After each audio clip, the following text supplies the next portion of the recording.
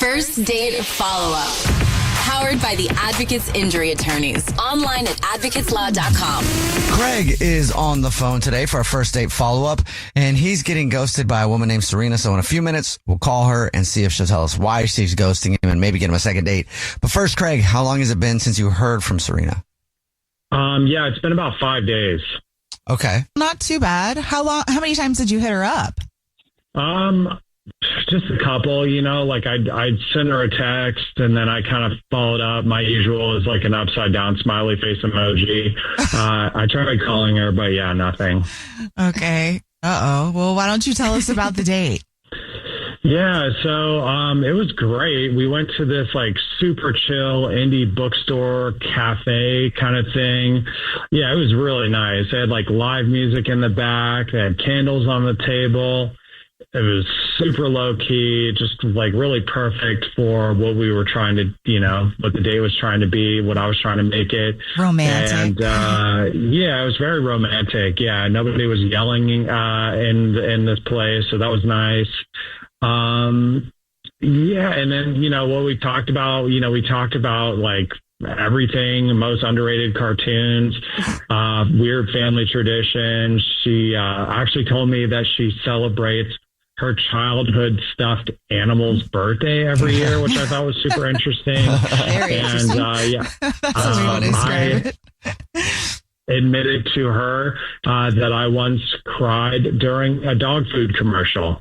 So yeah, it was a solid, really solid date. Definitely felt a vibe with her. But yeah, like I said, I really felt a vibe with her. I really felt like we got each other. I walked her to her car at the end of the night, and she even said she wanted to see me again. So. Oh, she did. Did you guys kiss or have any kind of intimate moments? No, nothing like that. I kept it professional. But yeah, like it felt like a good exit. Okay. Well, why do you think she might be ghosting you? I don't know. I might have made like a dumb joke at the end of the night, and I offered her a mint and said something like, "Hope you're not doing anything for the next 48 hours," and then pretended the mint was like laced with something. That's a terrible joke. Yeah, I maybe wouldn't joke about that. On a first date, that's a really bad joke. Yeah, pretended you drugged her. Yeah. Well, that might be it. How did she react to that, Craig? Yeah, she kind of froze. Not gonna lie, she kind of froze.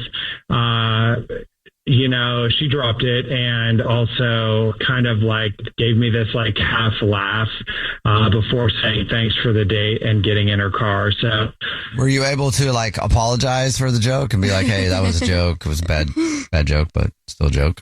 Yeah, I definitely apologize. I texted her the next morning and, I was like, I'm sorry. I had a great time. But yeah, no reply. And, Wow. Just joining us for today's first date follow-up, Craig is on the phone and he's getting ghosted by Serena. So we're about to call her and see if she'll tell us why she's ghosting him and maybe get him a second date. But first, Craig, why don't you recap your date for us again real quick?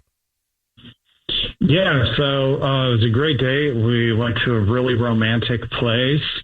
We had great conversation, but at the end of the date, I made a stupid joke about drugging her with a mint that I totally regret making. Aww. And now I am getting basically ghosted. She is not calling me back, or texting me back. So. All right, are you ready for us to give her a call? Yep, I'm ready. I'm ready for whatever happens. Okay. Aw, okay. Here we go.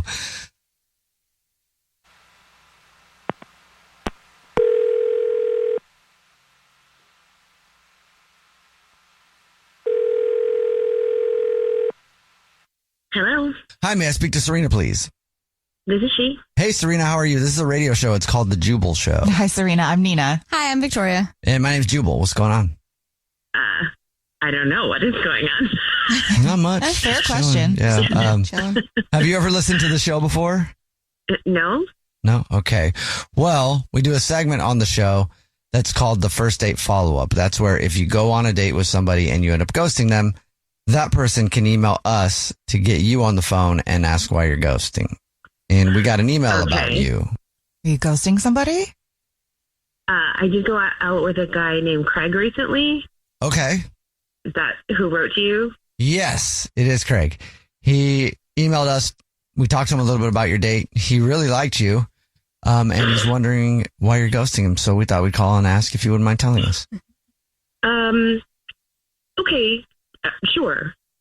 Well, the date was lovely, but what I saw at the end of the date kind of like freaked me out. And you say what you saw?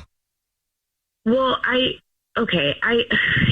was a good time. Honestly, I wasn't expecting to like him as much as I did. Like, we clicked. We had a really nice time. Like, he's quirky, but he's charming. And then near the end of the night, we're standing by my car, and he wants to show me a picture of him with elephants in Thailand. Okay. And so he hands me his phone and says, here's me with the elephants. And I swiped to see more pictures, and I swiped too far. Oh no. So that's when I saw just like endless bathroom selfies. Oh, okay. You kept scrolling. Like, he's shirtless in different bathrooms doing like, look how hot I am poses. Oh. And some had towel action and some did not have towel action, which, like, I did not mean to do that. But you kept swiping. Like, what are you doing with this many photos, and who are you sending them to? Like, nobody should have that many naked photos of themselves on their phone. I don't. Yeah. Oh. It was a lot. Okay. And that's the reason you're ghosting him? Yeah. Okay. All right. Well, thank you for telling us. I wonder why he has so many. You wonder that too, Serena, I'm sure. Yeah, like I said, it was just a lot. Towel, no towel. I just, like, who is he sending those to? Like, why do you need so many? We should ask him. Mm-hmm. Oh, gosh. And Serena, he's actually on the phone right now and wants to talk to you. So we should just ask. I could just jump in. What? So that's why you ghosted me? You're ghosting me because of selfies? Yeah, cool. So you're on this call too. Right. Yeah. So you're saying you don't like what you saw? Like, is that why you're ghosting? You're just like not attracted to me naked? That had nothing to do with. I mean, that's your takeaway. Like, it was a lot of photos, man. Like, who are you sending those to? That's weird. Sometimes I just need to remind myself that I'm hot now. Like, I was overweight growing up, and now I look good. So I like to see it. Like, whenever I see an angle I take, like, I like it. I mean, I like taking photos of myself. Do you send those to people? I'll send them sometimes if it's, like, appropriate. So it's just to admire yourself. Yeah, it's just for me. And then, like, just in case, I need one ready to send to somebody like you. You can save your photos for your, like, scrolling. I'm not interested in them or in seeing anyone who, like, admires himself that much. That was just a lot for me. What? Like, you don't want to date somebody with confidence? I'm confident. Like, that's just me being confident. That's great. I'm glad you feel good about yourself now, but that doesn't change the fact that you'll take longer than me in the bathroom because you're trying to get the right angle of your little friend. Like, it's not little. Hey, Serena, would you like another date with Craig? We'll pay for it. Thank you, but I'm good. At least he's owning it. You know what I mean? He's not like trying to play it off. Mm-hmm. Like, if you didn't see those, Serena, would you want to go on a date with him? Probably, but, like, I know what I know now.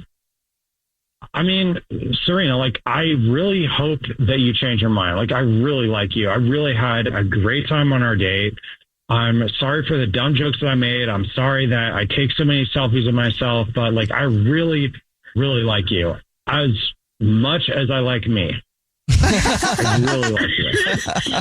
Well, I will take that as a compliment because obviously I know how much you like you, but I think this, like, in the radio and the selfies, this is a little too much for me. So I think this is over now.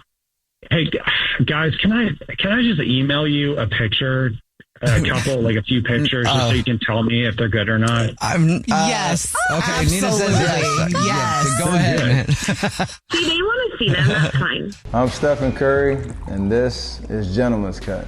I think what makes Gentleman's Cut different is me being a part of, developing the profile of this beautiful finished product. With every sip, you get a little something different.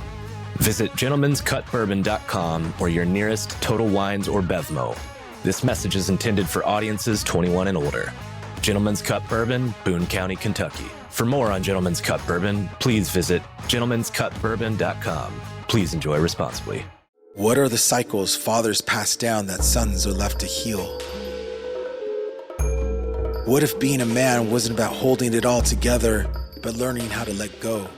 This is a space where men speak truth and find the power to heal and transform.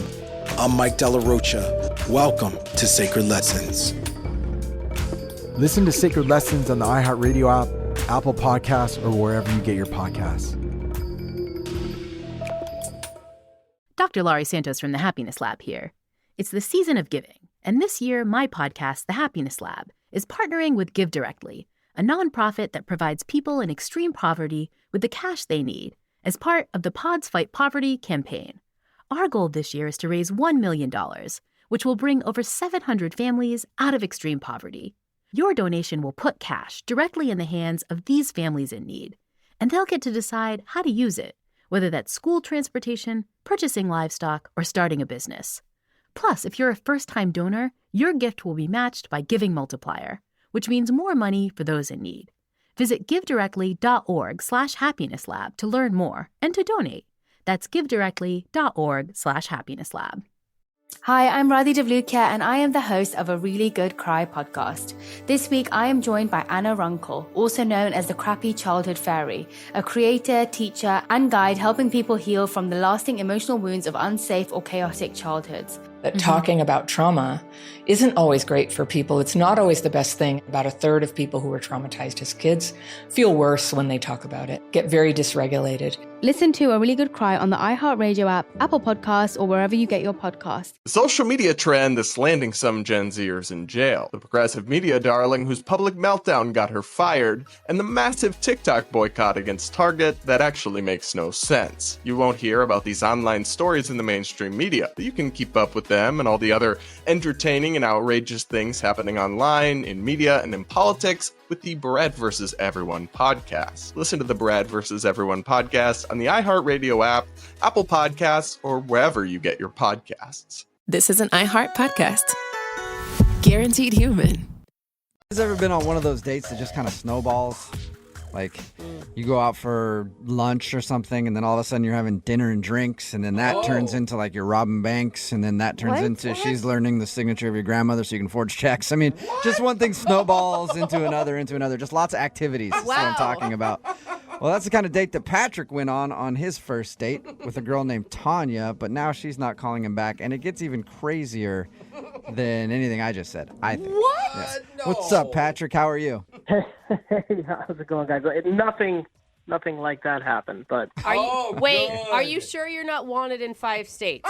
I am definitely sure of that. Oh, yeah, that's what all criminals say. Yeah. Your email about your date sounded not that crazy, but it sounded like you guys did a lot of stuff.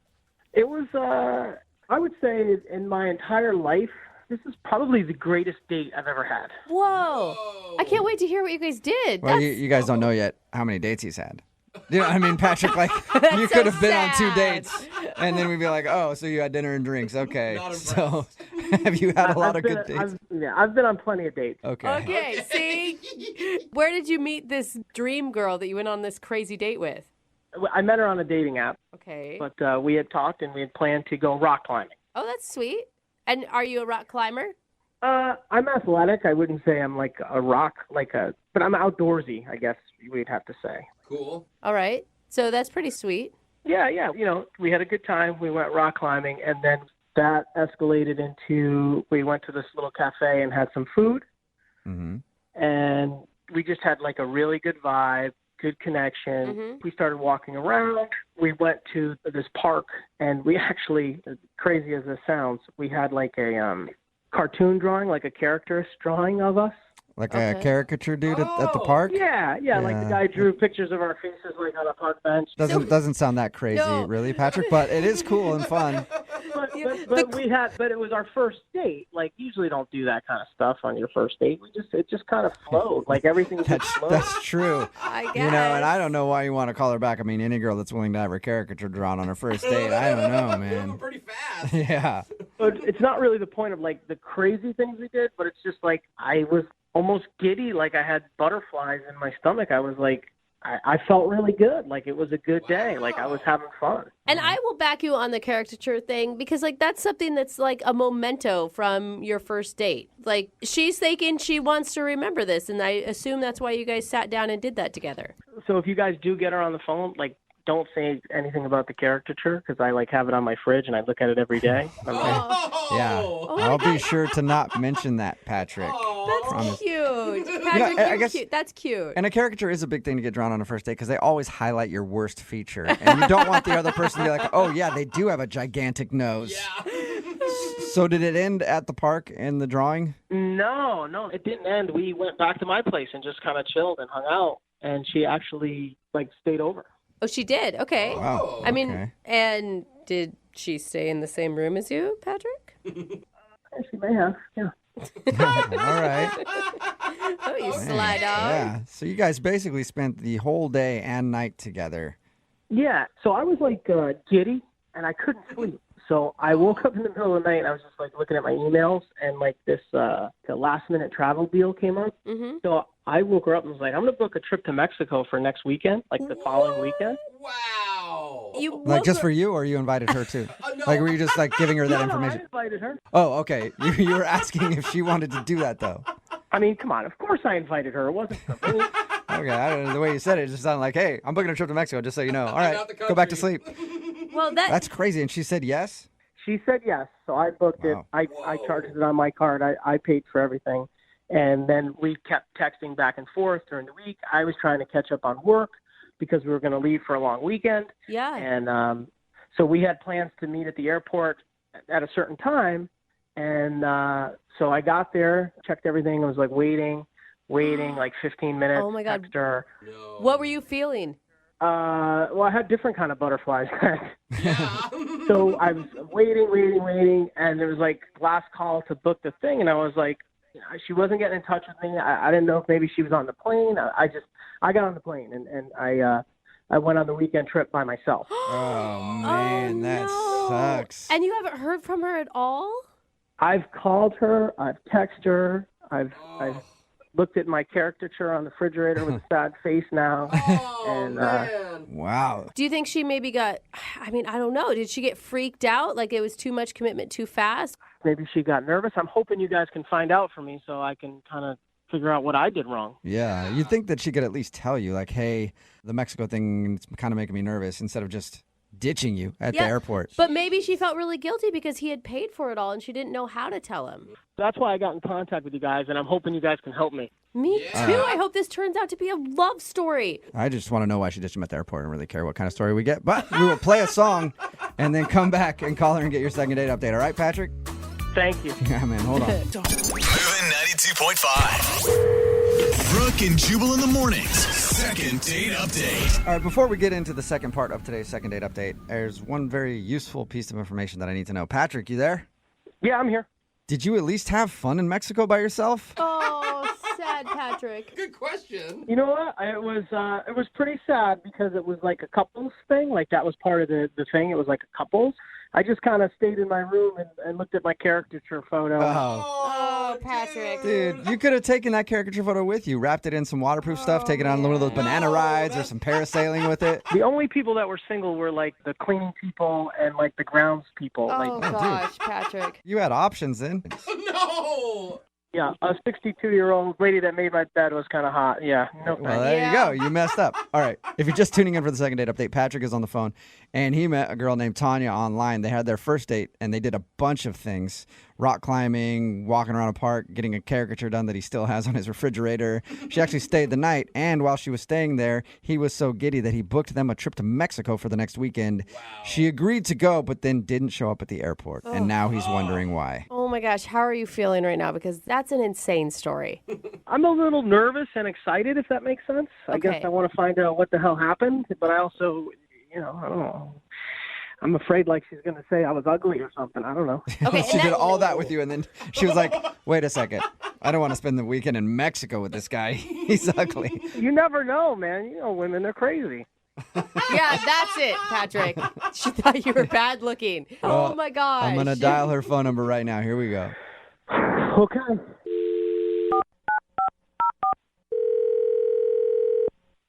Hello? Hi, can I speak to Tanya, please? This is? Hey, Tanya, how are you? This is Jubal from Brooke and Jubal in the morning.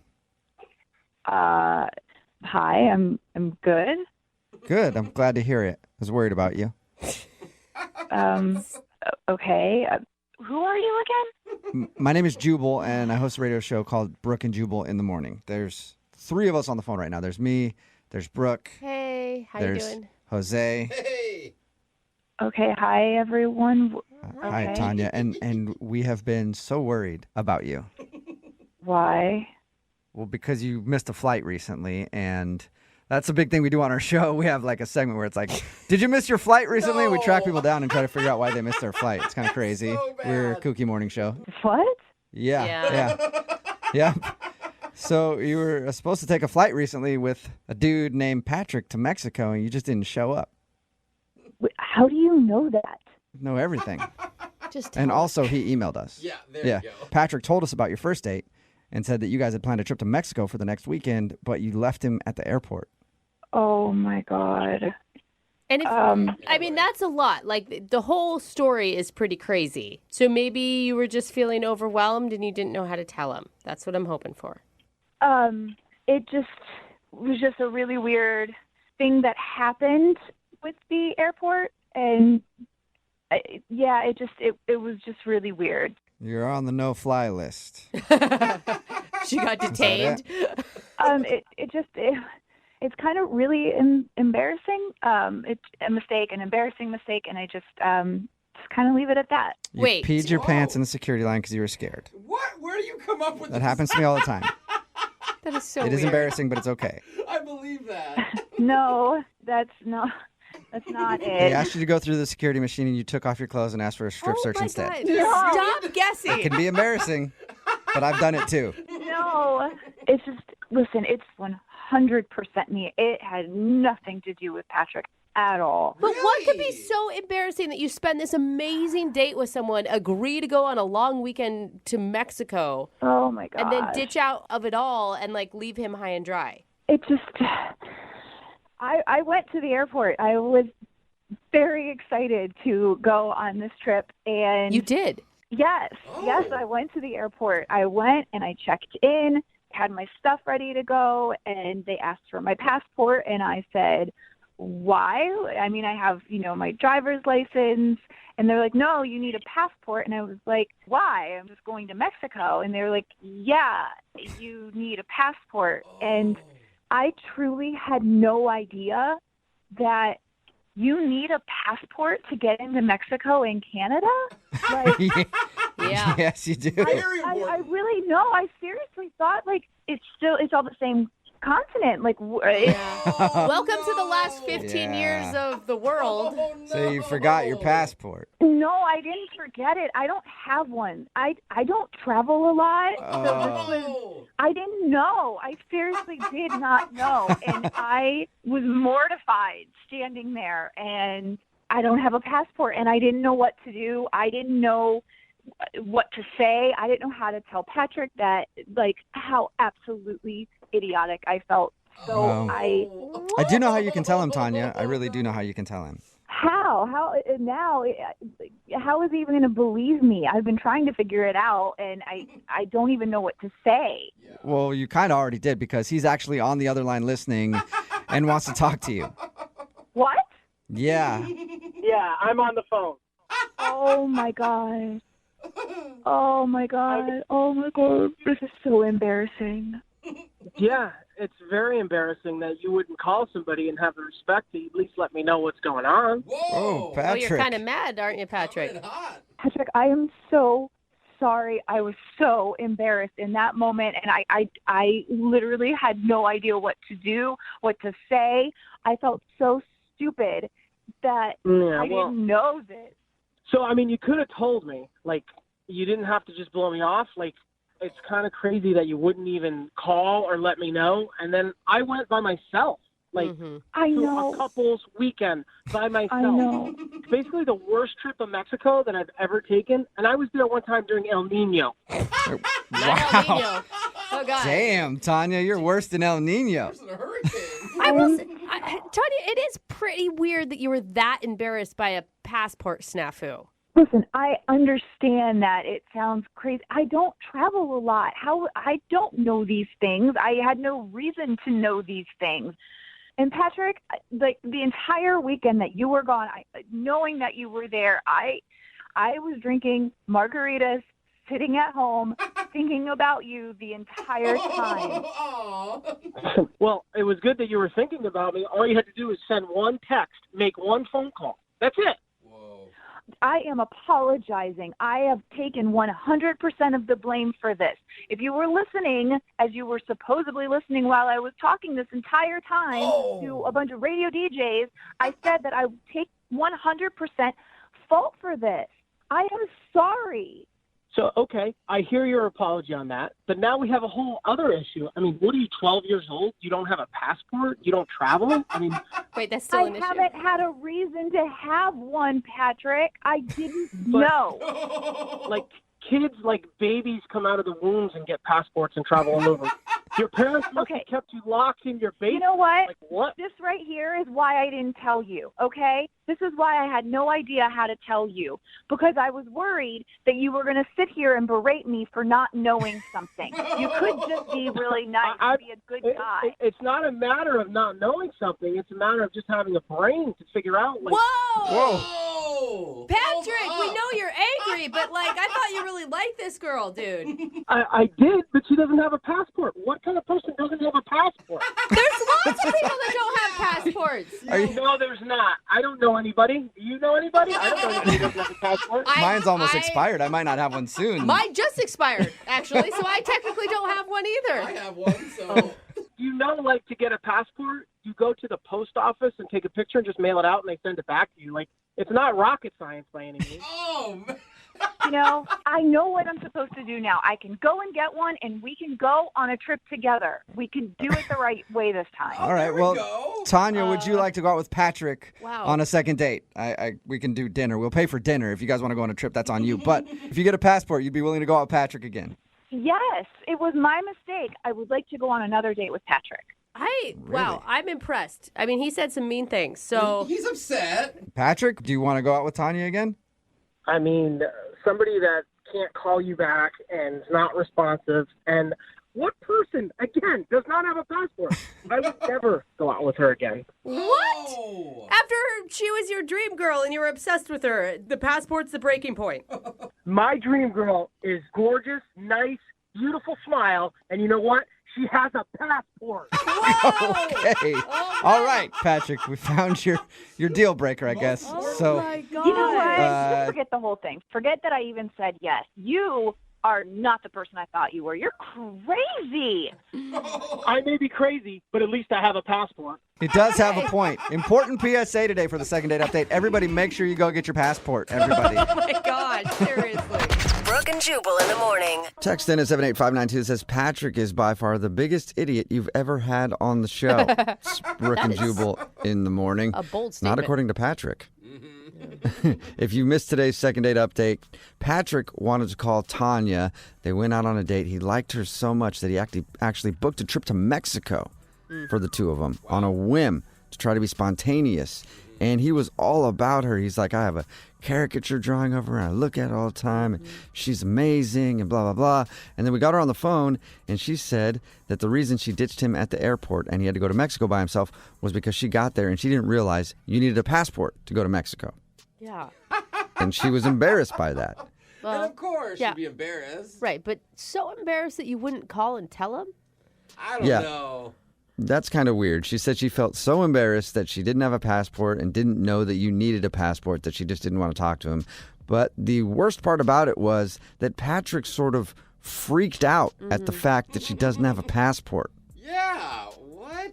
All I can think is maybe he's just still really angry about having to go on a couple's retreat to Mexico by himself, and he's just blaming it on that. I don't know. It sounded like he seriously thinks anybody without a passport, it's like a character flaw for him. Like there's something wrong with you if you don't have a passport. Some people don't need passports. I mean, I don't think I got a passport till I was in my 20s. Like, Oh, are you serious? well, okay, don't Get do out of the that to me studio. now. Jeez, leave. How do we hire Gross. him? Yeah, I know. Seriously. It's amazing what deal breakers people have. Like, it sounds like for Patrick, a deal breaker for him is if somebody doesn't have a passport. You know what's going to happen is that Patrick's passport is going to expire at some point, and he's not going to realize it, and he's going to, because that's how karma works. And he's going to show up to the airport, and they're going to be like, "Yeah, sir, you can't go on your trip. This is an expired passport."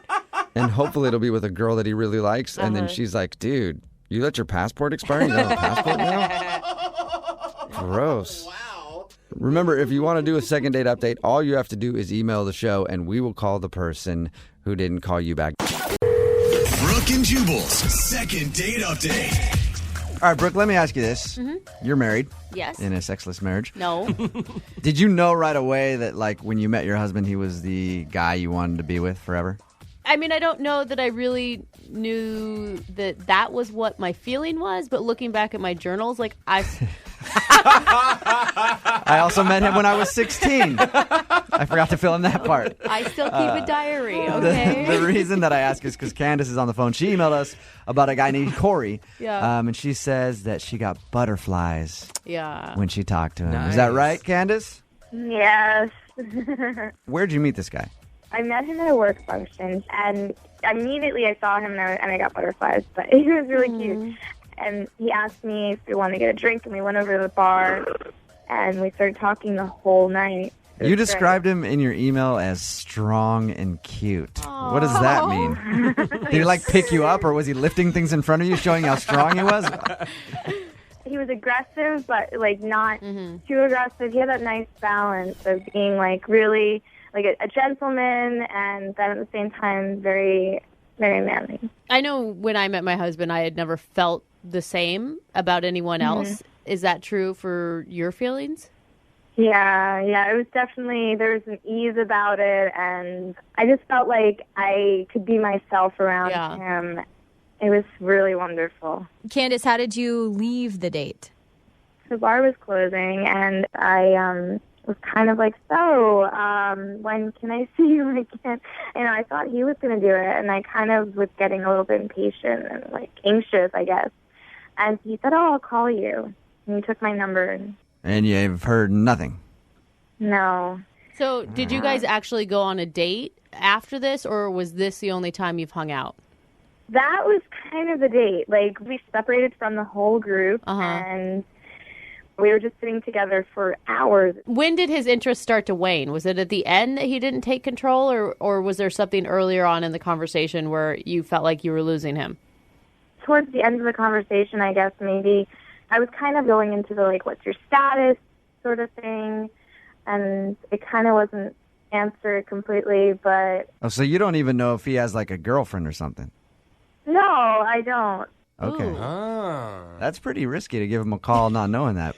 He didn't have a ring on his finger, right? No. Or a tan line. No, he didn't have a tan line or ring. Okay, we're going to play a song, and then we're going to call him. Okay. You ready? You still want to do it? Yes. All right, we'll call him right after this, okay? Hang on. Okay. Moving 92.5. Brooke and Jubal in the mornings. Second date update. Remember, if you want a second date update, all you have to do is email us, brookeandjubal at moving925.com. We've got Candace on the phone right now. She emailed us about Corey. They met at a work event, kind of separated from the group and spent a couple hours together. Candace says that she felt a connection with Corey. Right, Candace? Yeah. You said butterflies. Mm-hmm. How are you feeling right now? I'm a little nervous. I've heard some of your updates, and I don't want to be embarrassed.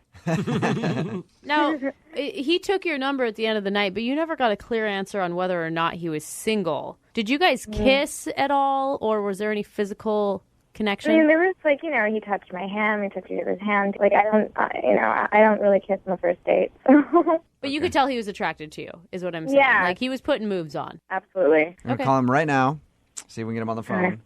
Now, remember, you can jump in on the phone call whenever you want. Okay. The hardest part of these is me dialing phone numbers.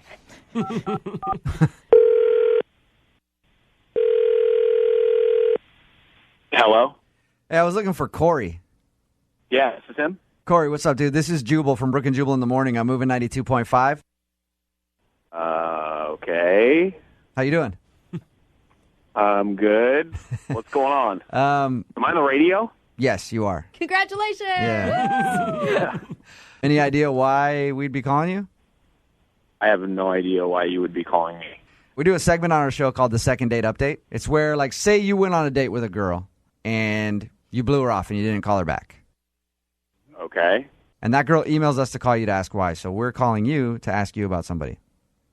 Somebody emailed us about you. They said they went on a date with you and you didn't call them back. You have any idea who that could be? I honestly have no idea. No clue at all. Wow. Name some people that you've gone out on dates with, like the past couple. I'll tell you if you get I'm it not right. going to name people. Do you remember a girl named Candace that you met at like a work event? Yeah. Candace emailed us about you. She said that you guys met at this work event and you hit it off, you hung out for a few hours and like exchanged numbers and left. And she kind of felt like you guys were going to go out again and you've never called her. So she wanted to know why. Seriously? Yeah. I don't know. I've just been kind of busy.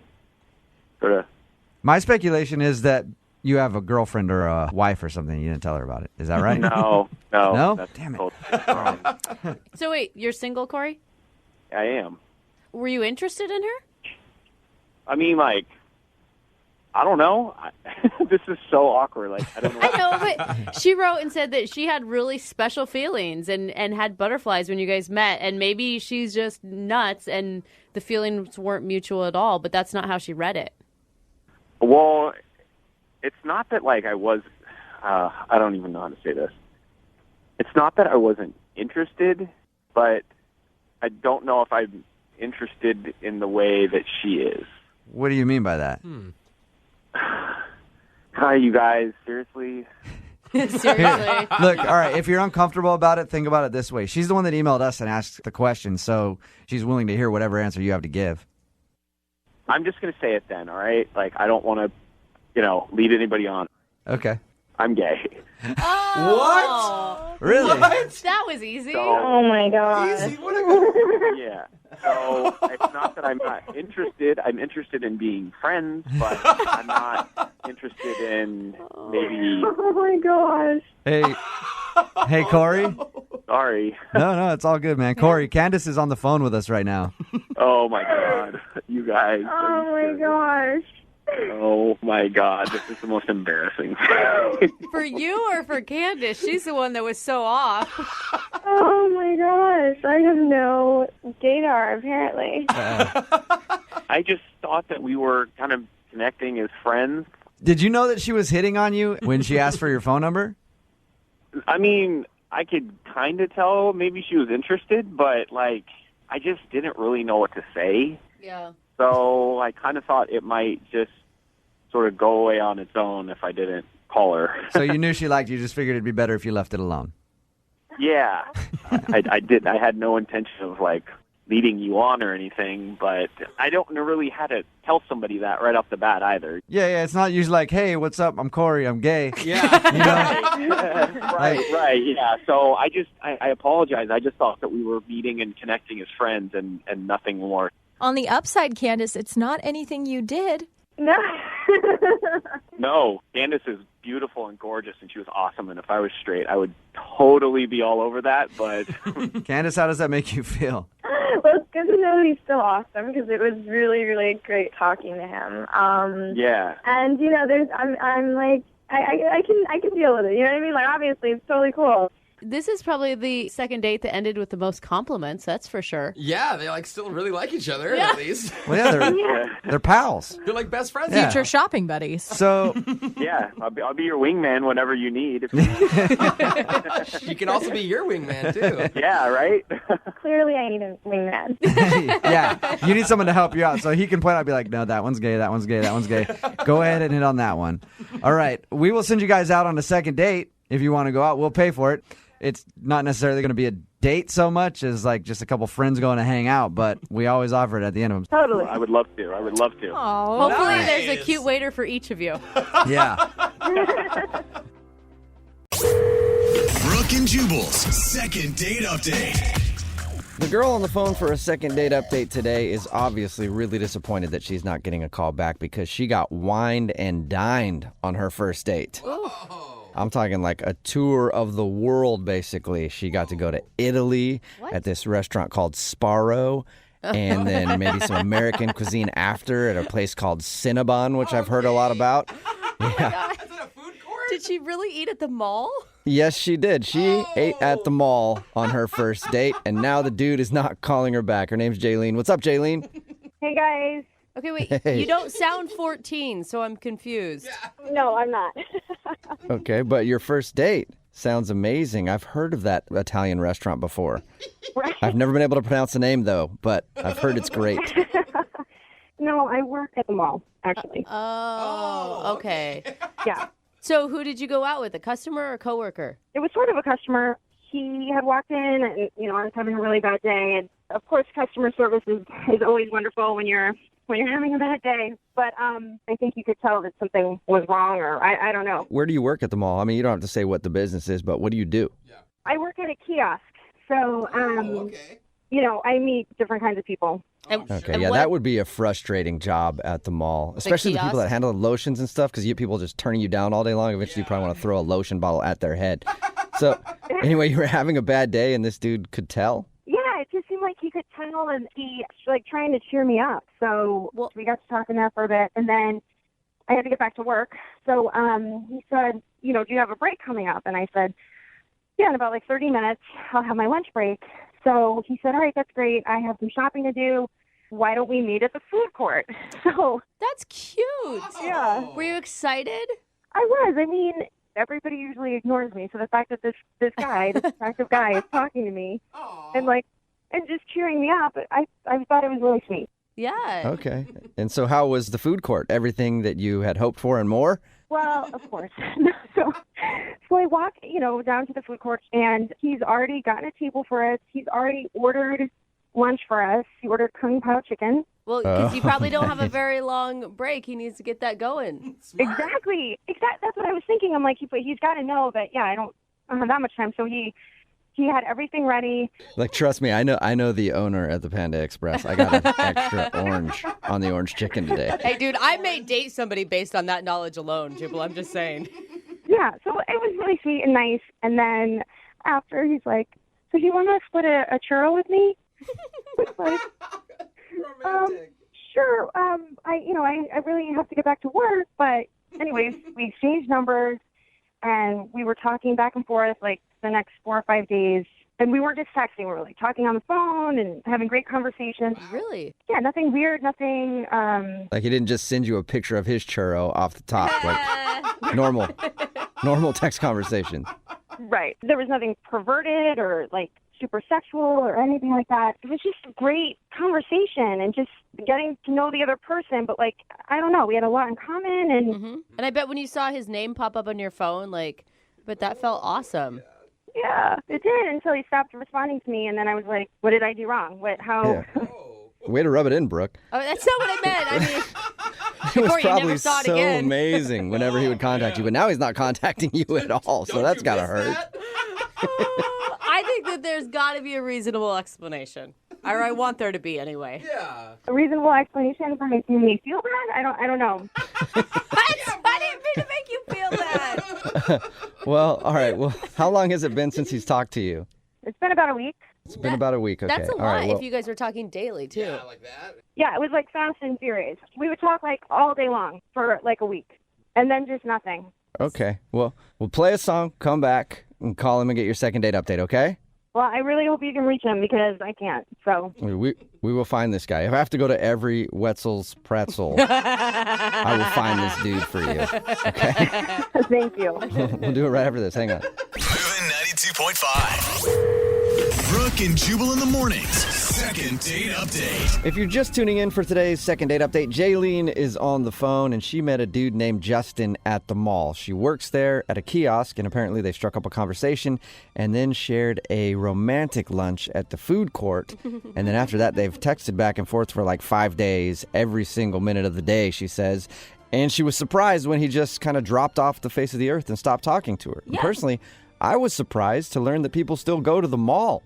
So that's cool. Jaylene, I'm sure you've gone through like 8,000 different scenarios of what could be going on because you said you even had actual phone conversations with this person. Right. What do you think it is? You haven't given us your theory. I don't know. I've been racking my brain about this. Like, he's married or something? I mean, I don't know. That's where I would too. Really? That's where I would in my head. You're in a relationship. Maybe. Seen a ring. No, because she hasn't seen his house. She hasn't seen his car. Like, she's seen no proof of his personal life. But he didn't try and hook up with me, so I don't get it. I mean, it's not like we, hooked up the first night we met and then that's all he wanted. I don't know why you would talk to me every day for a week and then just... Maybe he's a time traveler. What? Why would you come to that conclusion? I think he's from 1992 because you met at the mall and he actually called you on the phone. And that's the last time I think those things have ever happened. I mean, at this point, I guess anything's possible. All right, well, I'll dial his phone number right now and see if we can figure out why he just stopped talking to you. Okay, here we go. Okay.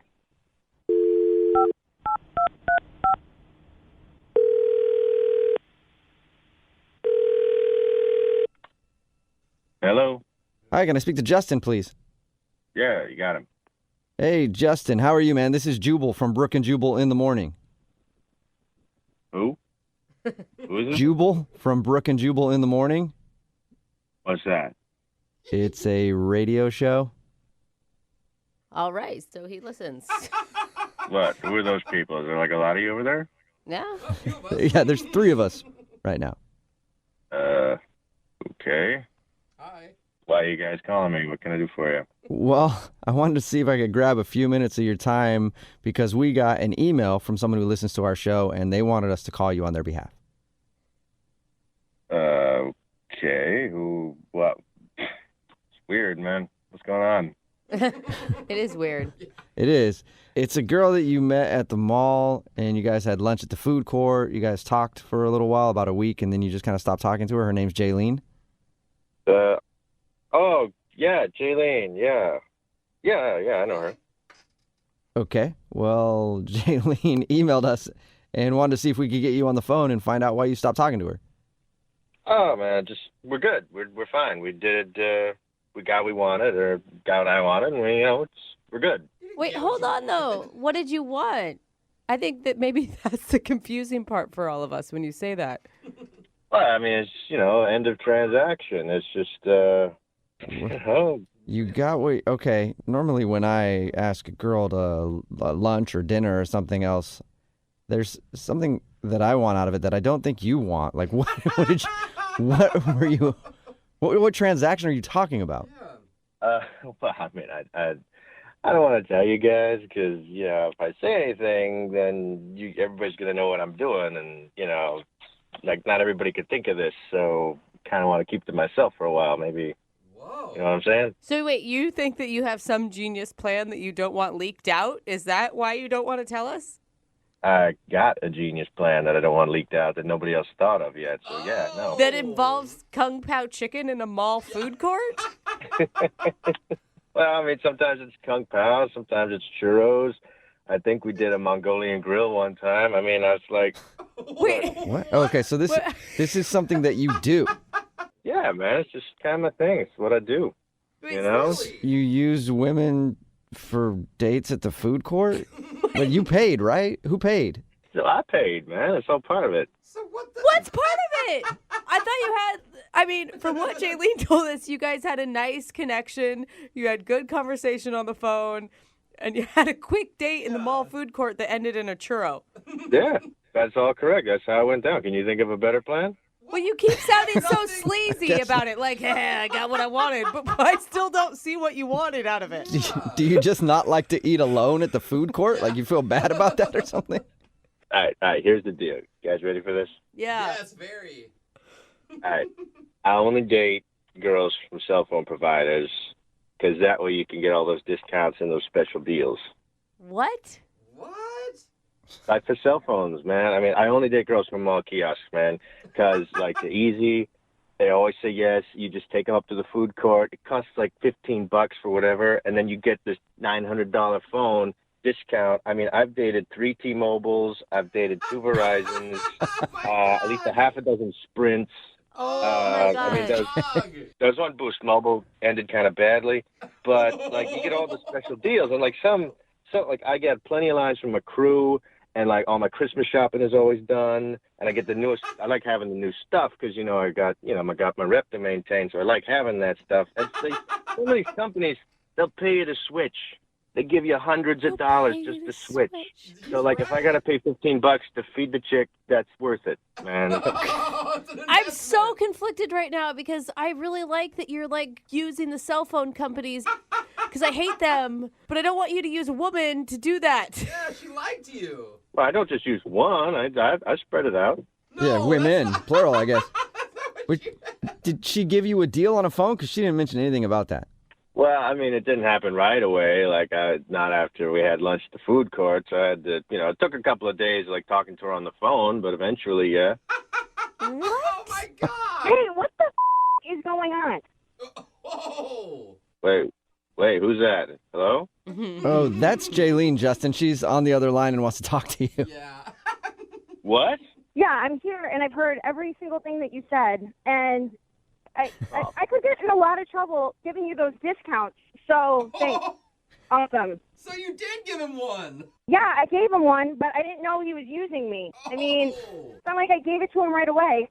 Yeah, and at least you didn't give it up right away. Like a lot of women, they'll give it up right after the food court, but apparently you made him wait a couple days. That's good. Dude, we're laughing, but that's messed up. Jaylene, I'd be pissed if I were you too, man. I am pissed off. I don't even know what to do right now. Look, I didn't use you. I bought you lunch. I give Oh a my little, God. You give a little. Not a big deal. You're taking this way too seriously. I wish that you would talk to me like this when you talk to me every single day, multiple times a day on the phone, because you sound like a douchebag. Oh, And yeah. I really wish this guy had been on the phone with me instead of whoever else you were playing. Yeah, I don't really take life advice from people that work at kiosks. Oh, Wait, so we should You know take what, life. though? You know what, though? I don't take advice from guys that can't pay for their own cell phone bill instead of using girls to get discounts because they want an upgrade. Just buy the phone. Just work hard, buy the phone with your own money. That's disgusting. Amen, Jaylene. I don't got to, sweetheart. It's called using your head. Oh, my God. You know what? You disgust me. And you know what? The Kung Pao chicken that you got me was actually cold, too. So. Cold chicken. Well, you still ate it, and you gave me the discount, so I'm happy. I think I know the answer to this, but Yeah. hey, Justin, would you want to go out with Jaylene again on a second date? We'll pay for it. I know you like free stuff, so get hooked up there. Well, if she's still working at the kiosk, yeah, we can talk about maybe getting me a free upgrade. Oh, my gosh. You don't stop, do you? Obviously, you're not that smart because I can go in and cancel your service anytime I want. Oh. And you're an idiot because I can report you, too. All right, listen, honey, you ain't going to do that, because if you do, I'm going to tell your manager that you gave me the discount. And you're going to get in trouble and probably lose your job. Oh, great. So now you're, like, blackmailing her or something. You're classy. Ah, I don't blackmail people. I'm just saying there's a lot more kiosks where that came from, you know? I think that's a risk I'm willing to take, Justin. I think that's a risk I'm willing to take. Oh, my God. Jaylene, don't even put any more energy into this dude. No, him. He can prepare to have his service canceled at noon today. Oh, dang. That is a lot of power. Yeah, I'm still confused. Do you guys not want to go out, or do you want to go out? Nobody ever answered my question. I'm good. I'm all set. I do not need any more Kung Pao chicken. Thank you. Oh, man. All right. Well, I guess enjoy your cell service while you have it, Justin. Yeah, I got to go to the mall again today, then. Brooke and Jubal in the morning. Got a text in at 78592 that says somebody should tell that guy that cell phone companies, they usually give you a discount sometimes if you just call up and say that you're unhappy with their service. It's Brooke and Jubal in the morning talking about today's second date update. If you missed it, this girl named Jaylene wanted to call a dude named Justin. They met at the mall. She works at a kiosk at the mall. And on that same day, he was like, "Where'd your break?" And she said when her break was. And then they met at the food court and shared some food, had a romantic time outside of Panda Express and all the other great establishments that the food court has to offer. And then they even talked on the phone for like a week, and then he just kind of went away. He stopped. He stopped talking to her. We got him on the phone and found out why. Apparently, this is what he does. He goes to the mall, meets a girl that works at a cell phone kiosk, wines and dines her.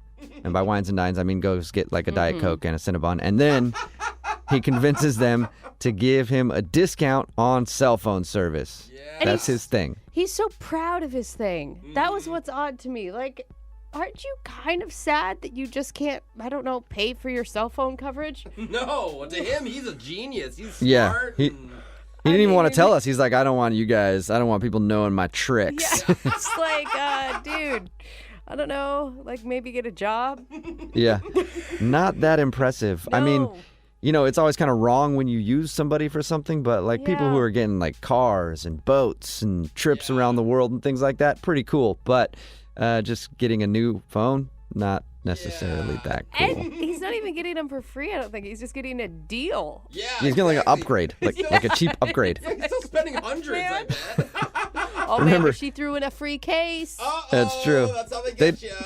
They decided not to go out again. Remember, if you want to do a second date update, all you have to do is email the show, and we will call the person who didn't call you back. Brooke and Jubal's second date update. If anything, this second date update will be a lesson to the guys out there not to take a first date to a casino. Why? Don't do it. Do you guys remember the second date update we did with the last guy who took a girl to the casino? Yeah, and then he gambled He had- everything away. He had like a gambling problem Yes. and stayed at the table so long she went to the bar and met somebody else. Yes. Well, Timothy took his date Ivy to a casino as well, and it didn't work out very well for him, did it, Timothy? No, I have no idea what happened. It was a good date, you know what I mean? And it just like flew up in my face. Now, I read your email and you said things went bad at a certain point. It's not because you were like addicted to gambling and went crazy in the casino. Is it like explain what happened? Okay, yeah, I'm totally not a drunk. I'm totally not a gambler. Yeah, that's what they all say before they enter the program. Well, it actually seemed like it was good. You know, we went to fancy seafood dinner, and then we went into the casino, and we were at the roulette table, having a good time. She gets up to excuse herself. 5 minutes later, I get a text saying, "Had to go, thanks for dinner." What? Yeah. She left? Yeah. I will say, Timothy, y'all are going to make fun of me right now, but I am really sensitive to smoke, and sometimes if I'm in the casino, I can get sick. I had to run home to get my inhaler. My asthma. I will be back shortly. I'm just saying. So she just left, and you've tried to get a hold of her since then, right? You tried to take her out again. Yeah. I mean, like, basically, I'm still at the table, and I texted her. I was like, "Are you still in the casino?" And then she just texted me driving home. Weird. So basically, I texted her again the next day. You know, I was just like, "Hey, you know, I had a good time. You know, it'd be fun to go out again. You know, any chance?" And she just texted back, "I don't think so." And it was like all of a sudden, like, did I say something offensive or something? And I'm trying to like rack my brain. I don't think I did anything dumb. I don't know. I can't. Are you sure you didn't get distracted at the table for too long and ignore her? That's what happened to the last guy we talked to, who took a girl to a casino.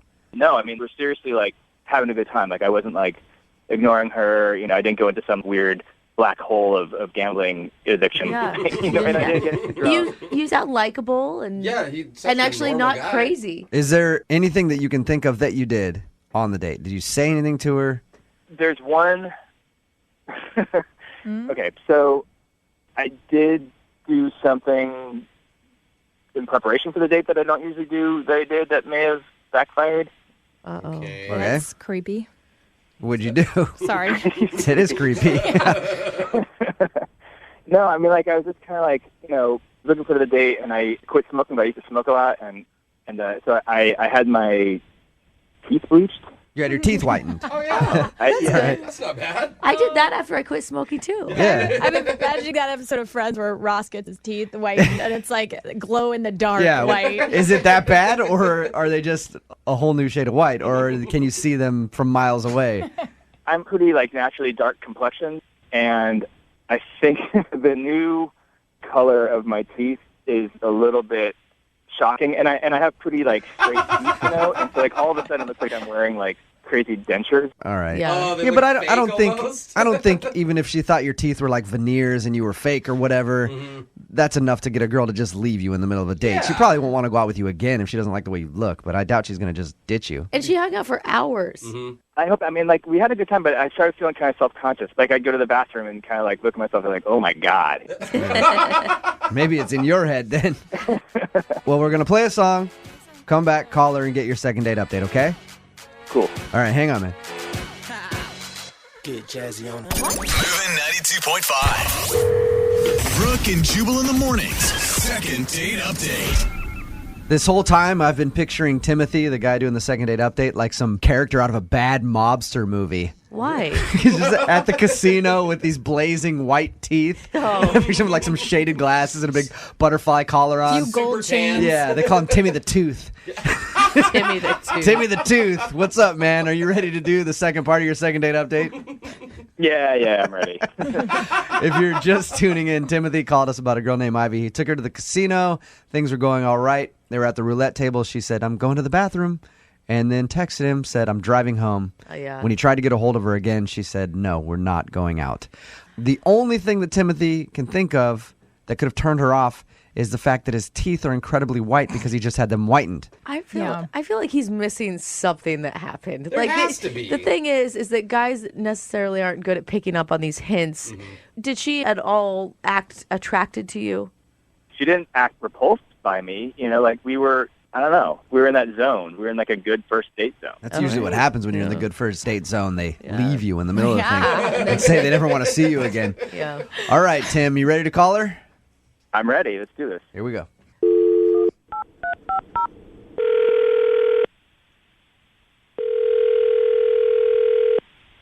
Hello? Hi, can I speak to Ivy, please? This is Ivy. Hey, Ivy, how are you? This is Jubal from Brooke and Jubal in the morning. I'm moving 92.5. Who's this?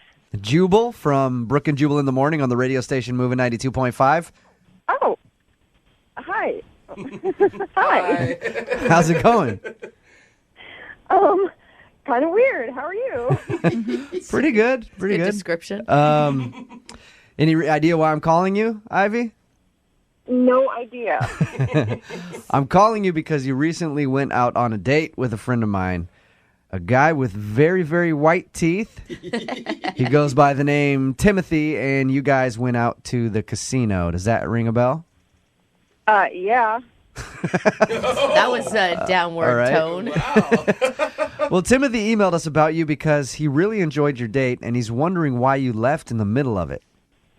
Okay. I don't know what to say. Okay, so he told us that, you guys went to the casino and you seemed to be having a good time. And then all of a sudden, in the middle of you guys playing roulette, you got up and said you had to go to the bathroom. And then you texted him and said, I'm driving home. Mm-hmm. And then he said something about later on, like, hey, do you want to get together again? And you said, absolutely not. So he clearly did something to upset you, right? He told you all of that? Yeah. Yeah. Mm-hmm. Well, kind of. Yeah, actually. Oh, my gosh. Okay, what did he do? Yeah, please tell us, because this one's killing me. He sounds like a normal, nice guy. Mm-hmm. This was a first date, and he had a big, huge plan, and I was not into it. Okay. He, proposed marriage over sushi or something. Ivy, he says that the only thing he can think of that went wrong on the date was the fact that he had just had his teeth bleached a little while ago, and he thinks maybe that his ultra-white teeth turned you off. That wasn't it? No, he had fine teeth. What the hell? So we're at dinner. It was a nice dinner. And then they brought out dessert menus. And instead of ordering dessert, he pulled out, oh, my God, he pulled out a key card for the hotel in the casino. Uh-huh. What? And puts it on the table. I'm like, what's that? And he's like, well, I took the liberty of getting a room upstairs, and I have got some champagne, and I thought maybe we could go have dessert upstairs. So he was trying to get you up to the hotel room already. Oh, God, and using a horrible cliche for all of it. Nice. Honestly, I was so shocked, and I didn't know what to do. So I just sat there and, was thinking about it the whole time in my head, and I'm starting to get pissed. Yeah. What kind of girl does he think I am? But seriously, Hey, Ivy, I know who we can ask what kind of girl he thinks you are because Timothy, you Casanova. You hornball. He's on the other line right now. Timothy, you didn't tell us about the room key. That's a big detail to leave out. Timothy's on the phone now? Yeah, he is. Say hi to Timothy, Ivy. Hi, Ivy. So embarrassing. I didn't think it was that big of a deal, and I did not think that you thought of it that way. Seriously, I was like, I ordered that hotel room as soon as we made the plans because I knew that we were going to drink, and I don't drive drunk. And when I went up to the hotel room, when I first got to the casino, it was really nice. There was a beautiful view, and there was a mini fridge, and I was like, yeah, I'll get some champagne. It would be super nice. And I totally was not thinking that it was creepy at all. Right. If it was so platonic and everything, why not get 2 hotel rooms? I just figured for myself, I was going to stay there no matter what. Oh, okay. I just figured, hey, we're out here. I'll get a hotel room. No big deal. Can I be completely honest with you, Timothy? I think that's a heaping pile of bullshit. Yeah, girl. It's just an excuse. You just wanted to get into my pants. So you're acting all noble, I don't drink and drive. Honestly, trying to sleep with me on a first date. You must have thought I was easy. You must have thought I was a but just we're trying to get laid on a first date, and you can't make any excuses that are going to make up for that. Okay. I'm not in my defense, Okay, wait. Let me just say, in my defense, now, your friends did say that I might get lucky, but that's not what I was thinking. Wow. Are you kidding me? No, I'm not. But that's not what I was thinking. That's your friend. So Ivy, do you think that your friends would have sold you out like that and told Timothy that you're a sure thing? I don't care. All I know is it's insulting. It's ridiculous. I'm not so sorry. And it's the rudest thing that anyone has ever done on a first date, ever. What? Well, okay, so let me just say, I think when I brought the key card out, I may have made it a little bit more of a joke. You know what I mean? Now he's backpedaling. Want to go to my room? I did kind of say it like that. Yeah, right. Joking, Hey, Timothy, let's just stop where you're ahead, all right? Or not even close to ahead, way actually. behind. Let me just stop you. How about that? Yeah. Ivy, I would love to ask if you would like to go out on a second date with Timothy. We will pay for it. I'm sure Timothy is down. Yeah. Would you be willing to go out with Timothy again? We will pay for it. Well, let's see. Somebody who orders a hotel room on a first date. That's a very good point. I'm going to go with no. Oh, man. Shocking. That surprises me, Ivy. Yeah, you sounded like you were smitten with the guy. Timothy, have you learned anything from the second date update? Yeah. I guess I'm just going to have to be a little cooler, I guess. Be a little slicker next Or maybe time. just, go for it and just hire a lady for the evening. Yeah. So you know what you're getting into. Brooke and Jubal in the morning. Brooke and Jubal's second date update. For today's second date update, a listener named Drew is on the phone, and he says he had a very awkward first date with the girl that he wants to call today, although I don't know why it's awkward. It sounds amazing to me. His email said she didn't say a word. So, dude, I would love that. No conversation at all. That sounds amazing, Drew. How you doing? Good. How are you guys? Not too bad. Oh, my God. Even just Jubal's short description of that, That sounds terrible. It sounds awful. Yeah, it was very, very, very strange. I guess I should start from the beginning. Yeah, or just tell people how they can get this girl's number so they can go out with her. They're interested in someone who doesn't need to waste time with words on a first date, You are the only one that hates talking. No, I know. Well, it got built up to such a big point, but so I started talking to this girl named Bonnie off of an online dating site. Okay. And we're just chatting, just how are you? Did you see this movie? Blah blah blah. Yeah, normal run of the mill. Yeah, just a typical whatever. Okay. And then after a few weeks, we're okay, maybe we should talk on the phone. and nothing changed from like transferring it over from text to talking. Well, that's great. Yeah, so we decided to meet each other in person. We're like, okay, we need to just do this. We need to see each other, whatever. Yeah, what took so long? Why were you waiting so long? I don't know. Like, we just kind of like, scheduling conflicts. I would be busy. She would be busy, Okay, so you finally figured it out, and what did you do? Well, so we were like, let's meet. And she texts me like an hour before we're supposed to meet up and says, oh my God, I'm so sorry. I double booked myself.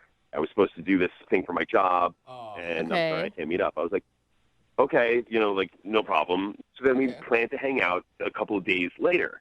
And then she's like, oh, I'm so sorry. I'm sick. Wait, this is the second time she's bailed. Yeah. And I was like, now it starts to sound kind of like a scam. Like, Right. Like she's just blowing you off and never actually wants to get together. Yeah, but then I'm like, if you want to blow me off, then just blow me off. Right, because she's investing a lot of time talking to you and texting with you. It's almost like you guys are in a relationship before you even went out on a date. Yeah, and I honestly was falling for her really hard. I was still like kind of in that like enamored phase. Like I'll still have hope that she still wants to see me, whatever. And then we finally decide on a third time to actually go out on a date. And she shows up with this index card that says, I'm sorry, I can't talk. My voice is gone. Oh my So she, Oh my God, she actually showed up to your date and she couldn't speak. I've never. It was like a David Lynch movie or something. I just didn't know how to react to it. I was just like, what the? Yeah, why even show up? Well, I mean, she didn't want to cancel on him again because she's already canceled twice. I think that it's nice that she followed through, but she didn't give you a heads up before that? No, that's honestly, like if someone shows up with an index card, like that is the weirdest thing I've ever heard. Yeah. And the thing is that she's actually gorgeous. Okay. It's just this weird thing where like I just kept talking to I tried to talk my way out of it. So your whole date was her sitting there and you talking to her, trying to have a conversation with. She would nod. And then I'd be like, well, don't you want to just like go home if you're sick or whatever the heck is going on right now? And then she wrote, yes, sorry. Oh. Okay. Well, I would think it's a good thing for you that she wanted you to know she was interested enough to still go on a date when she couldn't talk to you. Well, I mean, can't she just text me then? Why are we using index cards and wasting paper? Like, Obviously, she already canceled on you twice. If she cancels on you a third time, then you're going to think that she's lying or she's catfishing you, and you're not going to ever talk to her again. Of course she had to go out on the date. I'm not saying that she shouldn't have gone on the date, but, like, it wasn't enjoyable. I was just literally just blabbing, like, just on and on and on and on. Okay. Well, I don't So get why it. do you want to call her for a second date then? Well, the reason that I want to call her is because I don't know if she's telling the truth or not. Oh, you think that the index card was a lie? Yeah. Oh. Why do you think it's a lie? Why do you think she didn't want to talk to you? I don't know. I don't know. I think that she might be like hiding something. I have no idea. When's the last time you heard? Well, I don't know if you heard anything. But when's the last time you guys talked or typed? Whatever you do. Not since the date. I haven't heard from her. So you guys went from talking every day to absolutely nothing. Yeah, I don't know. I mean, like, whatever is wrong with her voice obviously has affected her texting. It's affected her texting fingers too. She can't even type to you. I just want to figure it out. I just want to know. Okay. We'll play a song, then come back and call her and get your second date update, all right? Thanks, guys. If she's talking. Yeah, right? That would be kind of a bad part for us. We'll do it next. Hang on. Moving 92.5. Brooke and Jubal in the mornings. Second date update. If you're just joining us for today's second date update, Drew is on the phone, and I'm really pulling for Drew today because I think that he went out with wife material, for sure.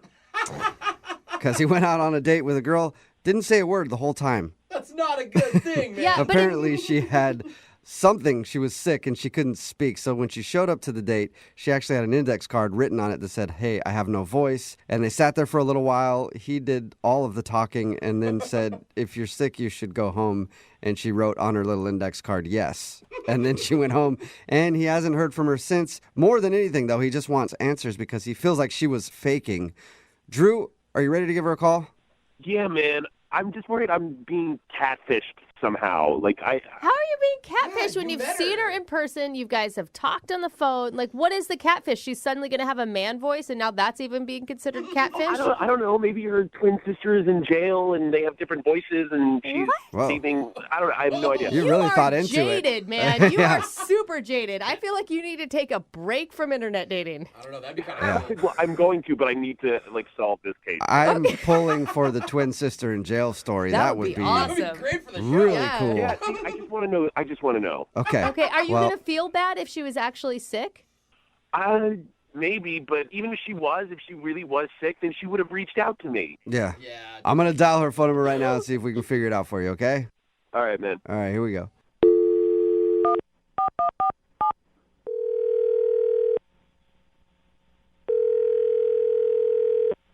Hello, Hi, I was looking for Bonnie. this is Bonnie. Hey, Bonnie, how are you? This is Jubal from Brooke and Jubal in the Morning, the radio show. From a radio? Yeah. Brooke and Jubal in the Morning. It's the name of a morning radio program. Why? Why? I don't really know. good That's just the question. name we gave it. It Why seems are we simple. calling you? Is that what you're wondering? Yeah. Oh, okay. I thought maybe you were just wondering why we named it that. Calling you today because we do a segment on our show called the Second Date Update. That's where if you go out on a date with somebody and then end up blowing them off after, they can email us and we'll get you on the phone and see if we can find out what happened. So you went out with a dude named Drew. Oh my God. Yeah. And Drew emailed us and told us a little bit about your date, that you guys met online, you talked a bunch, and you finally coordinated a date. But when you showed up, I guess you had no voice. True. And she said that it was awkward because you couldn't talk. And then eventually he said, if you're sick, you can go home. And then you went home, and that's the last he heard from you. Yeah. Okay.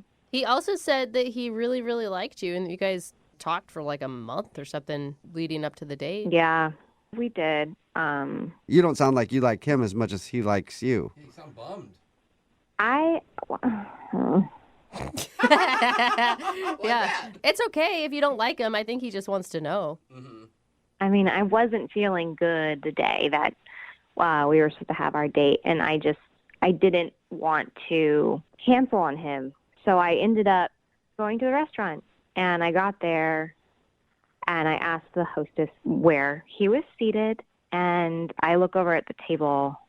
He's already there, and he looks nothing like his picture, nothing like any photos. Wait. What? So you hadn't lost your voice? Because you said you just asked the hostess. Yeah, I had not. And I was just trying to figure out what should I do. I mean, I've been talking to this guy for a month.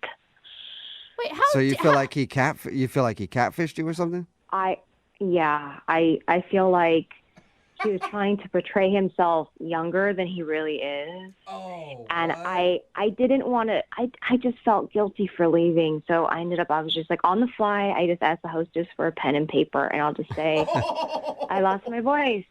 Whoa. Oh, wow. That's quick thinking. Very. No, you guys, that's ridiculous. How different could he have looked? I mean, how old are you talking? Are you kidding me? Like, easily could be my uncle. Oh, man. We're talking mid-40s. I'm in my mid to late 20s. Oh, gotcha. And the pictures on his profile were definitely in my age range. So when I saw him, it was quite traumatic. I was like, this is not what I signed up for. I don't know who this guy is. And he barely looks like his photos. I could kind of tell that it was still him. Why not just cancel on him instead of sitting there acting like you can't talk? Because all the time we had spent talking already, I felt guilty. I was trying to be nice. I didn't want to stand him up. Yeah, but you don't owe anything to somebody who's lying to you. I mean, did he outright tell you that he was your age, or is it something you just assumed? We never had the conversation, but his photos make him look younger. So. Yeah.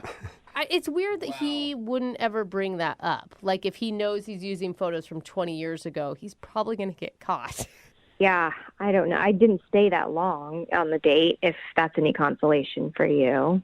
He thought you might be faking. Not having a voice. And I guess you were faking, but he did suspect that.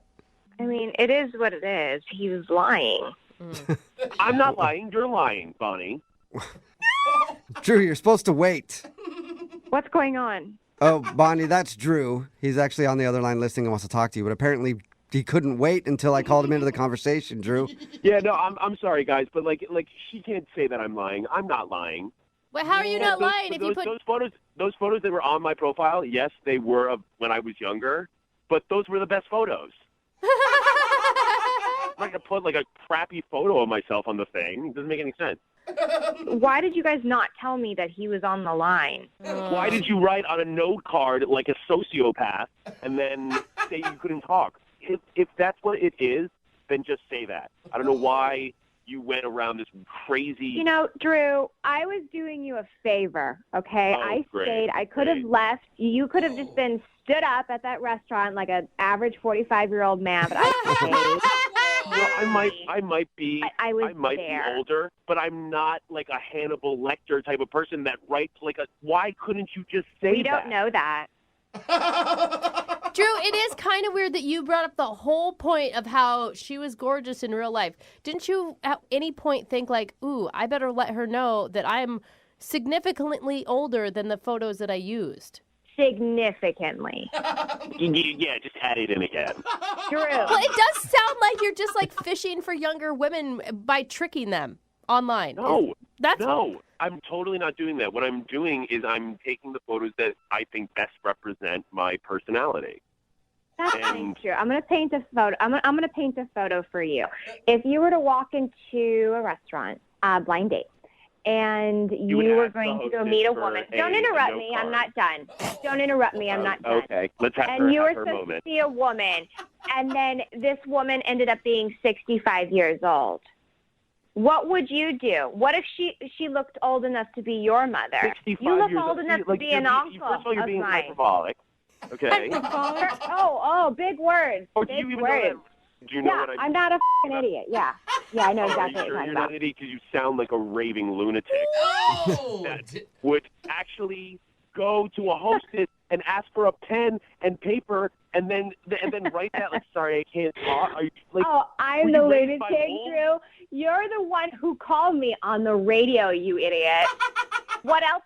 What else do you have to do? You moron. Oh my God, both because of you. I had called you, texted you, reached out, and you just thought you could just like do whatever the hell you want. And by the I will. greaterness of your voice, Yeah. I know that you feel like you're a very entitled person now. Drew, It's Drew, really just annoying. settle it. Drew, how old are you? How old are you, Drew? I'm not telling you. Oh, that means you are really old. Well, I sound a lot younger than you do, sweetheart. Oh, I think we have our answer here, Drew. I think you know why. I don't think we have our answer because you two sound like there's a lot of passion, and I would love to see you guys go out on a second date. Bonnie, would you like a second date with Drew? We'll pay for it. Why? Why not? Why? Don't you want an older man? Why? Wait, now you're just mocking her? Yeah. He has That is exactly what I'm doing. nothing better to do. So you're actually 12, is what I'm hearing, He's Drew. older, but he's not as mature. I'm happy to do Drew a solid, and I can set him up with one of my mother's friends. Okay. Bonnie, thank you for your time. Drew, I'm sorry you didn't get your second date, but maybe update your photos online. Maybe that will help. Shut up, ass. Why don't you update your photos? So you don't look so ugly. I've tried, but there's nothing that can really help that. Maybe I can borrow your photos. Brooke and Jubal in the morning. Text in at 78592 that says that Drew sounds pretentious. It is pretentious because he's older. Yeah. You get a little more pretentious when you get older. True, you get that money. You get that good 401k. You missed today's second date update. This dude, Drew, wanted to call a girl named Bonnie. They met online and they talked for about a month, and then they agreed to see each other in person. And when she finally showed up for their date, she had an index card that said, "Sorry, I lost my voice." And she couldn't talk, so the date was cut short. He was suspicious and thought maybe she was faking, so we called, And she admitted that she was actually faking it to get out of the date because she said he looked 20 years older than his pictures online. That was so creative on the fly. But listen, he never denied that he was 20 years older than his pictures. Yeah, he didn't want to tell us. Seems like that means he's 30 years older than his pictures to me. He just said they were good pictures of him. Uh-huh. A lot of people have good pictures from 20 years ago. Right? Yeah. So they got into a big argument about it and no date. They did not go out for a second date. Yeah, well, she should have known when they were obviously taken on a 35mm camera. Yeah. And remember, if you want to do a second date update, all you have to do is email the show and we will call the person who didn't call you back. Brooke and Jubal's second date update. The girl on the phone for a second date update today met the guy that she wants to call because they live in the same building. Oh, that's cute. It's always easy when you live in the same building to meet somebody. The trick is you wait till they're not home, you break in, you steal some of their mail, and then you see them in the hallway and you're like, hey, I think somebody delivered some mail to me by accident. And then you strike up a conversation. It even works with TVs sometimes. Somehow your TV was sitting out in the hallway. It's in my apartment right now if you want to come get it. Wow. Is that illegal? Is that how you did it, Rachel? Well, kind of similarly, but no, not at all. So you didn't break into the guy's place, huh? I didn't break any laws, but I did, I did put myself out there. Which boring. I was hoping for an exciting story. How'd you meet this dude? Well, he just moved into the building pretty recently, and, I saw him, going up and down the stairs once, but we hadn't really talked more than, a hello, but I definitely noticed him. I definitely thought he was really cute. And what's his name? His name is Adam. And we actually got a chance to talk because we have these machines in our basement. We have laundry on site in the building, but they're kind of weird. They don't take quarters. You have to use these refillable cards. Oh, I totally know. Yeah, I know what those are. Really, it's annoying and confusing the first time you do them. And so he'd never used them before. And I just happened to be doing laundry at the same time. You just happened to drop some of your underwear on the floor in front of him. Oopsies. She's only But washing anyway, sexy lingerie. let me help you out with your problem. This is not about me and my lingerie. Yeah, and I accidentally put some of my underwear in his load so that when he got home, he'd be like, "Well, who are these?" Yeah, and then you're he'd like, give "Whoa." them back or something. So that's why I thought maybe it was similar to your mail idea. So, what did you guys end up doing for your date? It was actually his idea. It was really cute because we lived in the same building. He was like, "Why don't we just order an Uber since we live in the same place and have it pick us up, and we'll just go get some dinner and some drinks." Oh, wait, so he's the one that asked you out after all that? Yeah, I mean, I was clearly flirting with him, and he was like, I know we live in the same building. I could just knock on your door, but I'd love to have your number in case I have any questions. But I knew he was and I was like, oh, okay. It was an obvious play to get your phone number. Yeah. Okay. Nice. So he asked you out, and then you guys took an Uber to a bar. Yeah, took an Uber to a bar. And it started out really great. We were in the cab, and the banter was really good. We could just kind of he's really easy to talk to. He's really funny. He seemed very relaxed. Awesome. And I don't remember what he said, but after he said it, I was just cracking up, and I couldn't stop laughing. And I don't know why, but the words just came out. "Oh my God, I love you." Well, you're saying it more in the way of "Hey, you're so funny, I love you." Exactly, but regardless, you guys, I said I love you on the way to the date. Yeah, that's not a good time to drop that. Was it one of those record scratch moments where everything then drops?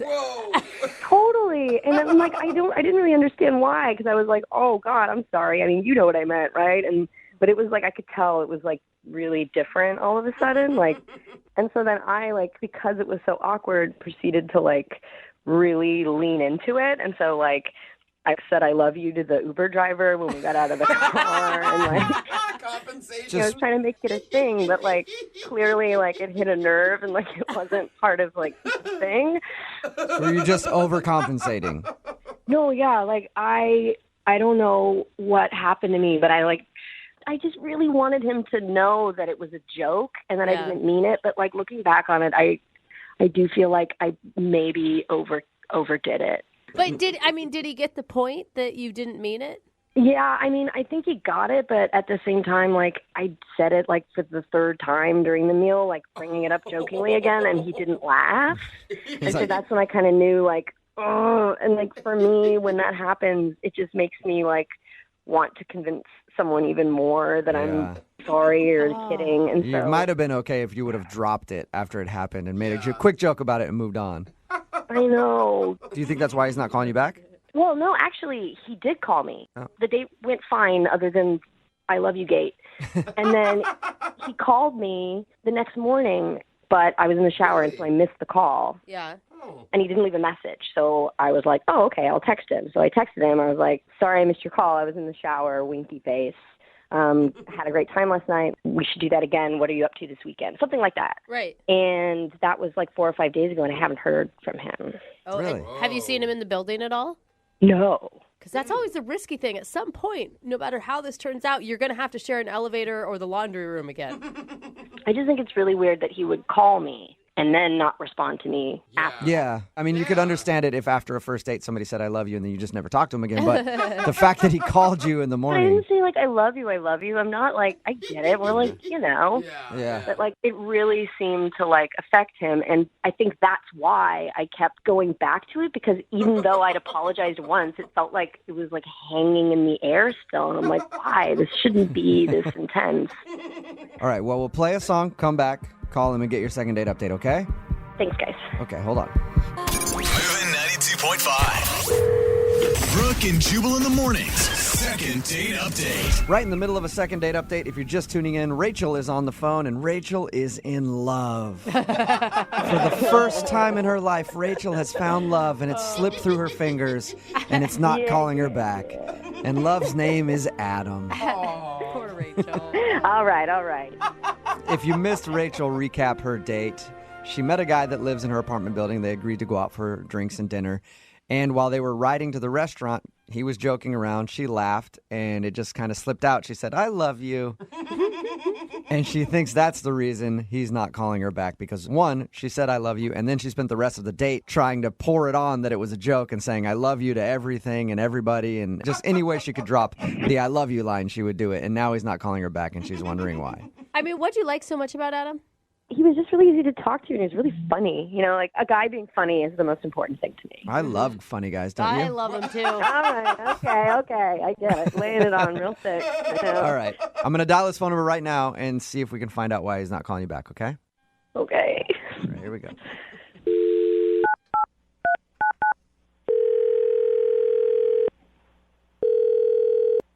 Hello? Hi, is Adam there? Yeah, this is him. Hey, what's up, Adam? How are you? This is Jubal from Brooke and Jubal in the morning. Hey.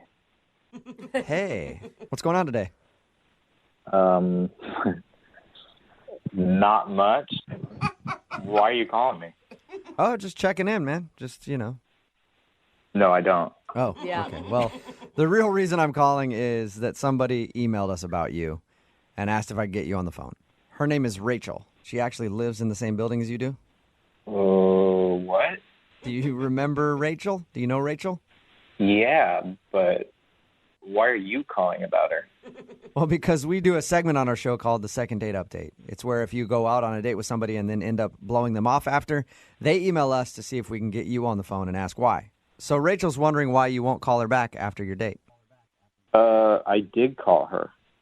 Right. She said that after your date, she got a missed phone call from you, and then she texted you back and was like, hey, sorry, I missed your call, and then she hasn't heard from you since. Wow, she told you everything. She did. She even told us about the I love you comment. Yeah, that was pretty embarrassing for her. Oh, my God. Is that the reason that you're not calling her back, because she dropped I love you on a first date? No, I actually thought that was kind of endearing. Really? Yeah, because she got so worked up about it. She kept saying it. And, I mean, I got that she just said it as, a saying. And I wanted her to move on, but she didn't. You didn't help her at all. She said after she said I love you that you got super awkward. I didn't get awkward after the first time she said it. I got awkward after the fifth or sixth time that she said it. Yeah, she told us that she feels like she went a little too hard on trying to let you know that it was a joke. I wouldn't say it was a little too hard. I mean, I was trying to get to know her, and she just kept saying it, and it just kept getting in the way of me trying to get to know her. I thought she was great, and I wanted her to just stop saying it. Poor girl. She was so awkward about it. Yeah. So is that the only issue then? The I love you? No, I knew it was a joke, and I wanted to see her again, and that's why I called her, and the call went to her voicemail, and on her voicemail is this other dude who, yeah, he sounded like a real douche. He was like, hey, what's up? This is Rachel's phone. Leave a message because she's busy right now. And she's laughing in the background, and he's laughing about it, and it's like, what? Weird. Wait, what do you mean? Yeah. So you're not calling her because there was a guy's voice on her voicemail? Yeah, sketchy. It wasn't just a guy's voice. It was the way he was talking and the way she was reacting to it in the background. Don't you think it's just like a voicemail joke that just isn't very funny to you? It didn't seem like it. Like, who's this dude? And why is she laughing like she loves it? You don't know who the guy is? Why don't you just call her up and ask her? I mean, I might sound paranoid if I call her up and I'm like, hey, who's that dude on your voicemail? Yeah, I could see that being like, hey, was it another dude? You seeing somebody else? Like it's been one date. Already? But you are being that way since you're not calling her back and you don't know who this guy is. It could be her brother for all you know. You're right. It could be, but it might not be. And it's only been 4 days. I still haven't decided if I'm going to call her back. You know what? Why don't we just clear this thing up once and for all and ask who the guy is? Because she's been on the phone listening this whole time. What? Yeah. Rachel? Hey, Adam. Hey, Rachel. So I guess I have some explaining to do. I'm kind of, I guess, relieved. But the person on my voicemail is an ex-boyfriend. Whoa! Okay. What? Why? Good question. I mean, it's really not that big of a deal. I mean, it's just my voicemail. I think it's really funny. I like the way he's putting on this, like, douchey, silly voice, and I sound really happy in it. It's just, it's just, to me, it doesn't seem like a... Wait. Time out. You like the way your ex sounds and the way you sound happy with him? Okay, look, it's really not that big of a deal. I mean, things didn't end badly between us, and I just thought it was funny, you know? Yeah, but it's over. Are you not over him? How long ago did you break up? We broke up like 3 months ago, but no, Okay. I don't have feelings for him at all. It's just Okay. So, yeah, you are clearly not over him. Have you gone on any dates other than me since you broke up? Yeah, I went on one, but I wasn't super into him. You Rachel. know, but Rachel, nobody listening believes that you're over your ex. Not one person. oh my God, you guys! Just because I have a voicemail with someone on it doesn't mean that I'm emotionally attached to them. I don't We broke know. up, it's over. I feel like Facebook friends with their exes. People get coffee with them. It's not. I'm not in love with him at all. I don't know, but it just seems like you wouldn't even want to have hear their voice that often, let alone have that be on your voicemail all the time. Well, when I listen to my voicemails, it's not like an answering machine. I don't listen to it. I don't even think about it. The only people that hear it are the people that call if me. you like the way it sounds, do you call your voicemail and just listen to it? No, that call is yourself? not something that I do. And honestly, Adam, I really like you, but we've only been on one date. And as we get to know each other, I'm happy to change my voicemail if it bothers you this much. That's a big step. It's not. That's see what I mean. It's not a big deal to me. It's just like I just feel a little on the spot and awkward right now. You know, I just feel like I don't need to be bringing in my past. But, you know, it's my past. It's just a voicemail. You know, I'm but not it's not your texting past. him. You're still living in it. Adam, I mean, she said that she'll take the voicemail down. That's a first step. I'm sure she'll get rid of her photo collages that are in her apartment as well. She said she'd do it after we get to know each other. That's not. It's got to be it's got to be done. Well, hey, Adam, would you like to go out on a second date with Rachel? We will pay for no. it. No. That was quick, Adam. You don't even give her a shot, man. I mean, you've gotten out of relationships. We all have. And after 3 months, it's sometimes hard to let go a little bit. Mhm. She's ready, man. Yeah, she's clearly not. You say so. It's a no. You're not going to give her another shot. Listen, Rachel, I like you. I like you too. I think we got along really well. But I think there's some things that you need to examine. And once you've done that, hit me up. Okay, so you mean like Oh my 3 God, months? Adam, come on. 6 months down the line, Adam, after she's had time to heal? Yeah, I think so. I'm I mean, healed. like, oh my if they God, were together Adam, for you're a year- making a huge mistake right now. I just want to eat food and make out with you, and I'll delete my voicemail. It's not a big deal. Like, I don't know what happened to you, but like, if you have bad experiences with people messing around with their exes or something, like, there is no unfinished business. And if you feel this strongly about it, I there's nothing I can say. Come on, Adam. Did you hear Adam, the eat some food and make out. Yeah, that proposal doesn't fall into your lap every day, Adam. Awesome. If I weren't over him, would I be on the radio trying to get a second date with you? Come on. It's a good point. Would you still have his voice on your voicemail? You could be my new voicemail if it makes you feel better. Wow, I'm honored, but I'm gonna have to pass. Oh, I No. can't believe that. She was even honest the whole time. Come on. Sorry, Rachel. No second date. Man, I really thought it was because of the I love you thing, and now I'm learning it's because of something bigger. And It's because of the I love you thing with your ex. That's what it is. Brooke and Jubal in the morning. Text in at 78592 that says, what's wrong with that guy who doesn't want to eat food and make out? What an idiot. It's Brooke and Jubal in the morning talking about the second date update. Rachel wanted to call this dude named Adam. They live in the same building. They went out, had a good time. She thought he wasn't calling back because she accidentally was laughing at something he said and it slipped out. And she said, I love you. And then the whole evening she kept making excuses and trying to point out that it was a joke when she said I love you. She didn't actually mean I love you. But the problem was he called her for a second date and she still has her ex-boyfriend on her voicemail. Yeah. And he didn't want to go out with her again because of that. You can't blame him too much, but she did sound pretty cool about it. Like, Yeah. I'll change it. It's not a big deal. It's one of those situations. It's a deal, but you don't know why. It just doesn't feel right. She didn't sound like she was still into her ex at all, but he was convinced that she was not over her ex because she left him on the voicemail. Yeah. Remember, if you want to do a second date update, all you have to do is email the show, and we will call the person who didn't call you back. Every guy knows this feeling. You're walking through the mall, just looking around, doing some shopping, grooving out to the music. You're maybe going to head over to PacSun and pick up some new flip-flops for a vacation you haven't scheduled yet. Who knows, man? It's crazy. You're at the mall, and then you look over there and you're like, oh, hello. Is that a lady? There's probably a lot of them at the mall. So you go up and talk to that attractive lady. Ask her a question, introduce yourself, tell her she looks beautiful. And she doesn't answer you. So you're like, man, she's playing hard to get. So you just keep talking. And you keep talking. And then all of a sudden, security comes and grabs you and takes you out of the store for harassing a mannequin. Oh. That happens to me on a lot of occasions. But apparently, in today's second date update, Kendra is on the phone. A guy came up and approached her in the mall, and Kendra is not a mannequin. Well, that's She good. is a real-life female woman. Because this call would be really awkward if she was. What's up, Kendra? Hi, yes, it's true. I'm not a mannequin. Nice. Yeah. So your email said that you met the dude you want to call today at the mall. Yeah. That's impressive. That is like old school style at the mall. Yeah, no online dating. Yeah.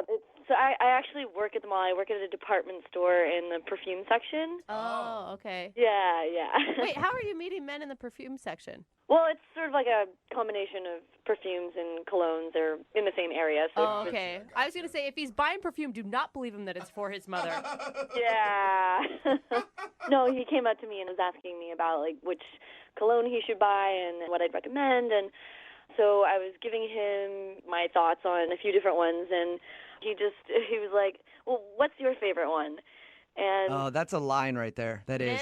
Yeah, oh yeah. Anytime that I've ever hit on a woman at the mall, that's always what I do. Like, well, what shirt do you like best? Like, Oh my God. do you like the way these fit more? I would just take that as a sign of an indecisive person. No. I had no idea. There's usually an ulterior motive, but they usually never pick up on it. They're like, well, I like that one, but honestly, that one shows a little bit of your love handle. So for your body frame, I wouldn't wear it. And they're like, all right. So he asked you what your favorite one is. yeah, and I told him, and then he's like, great, I'll take that one.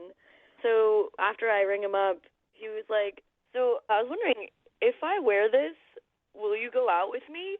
Oh, that's kind of cute. All right. That's a good line. And that's when you called mall security. No, I mean, I thought it was really cute. And also it's like the fact that he bought it and then asked me out. You know, it's not like he was saying, well, you know, I'm only going to buy this if you go out with me kind of thing. Like, he already bought it, which was really It would have been funny if you said no and then he returned it right there. Oh, my God. All right, so you guys agreed to go out. When did you actually have a date? Like a few days after that.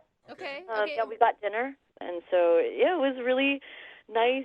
And he, you know, he wore that cologne and he smelled really good. So, I mean, obviously you're doing a second date update, so you like the guy. Were you pleasantly surprised, though? You'd known him for 2 seconds at your job when you're helping him out buy some cologne, and now you're at dinner with him. I was surprised at, like, how awesome our chemistry was.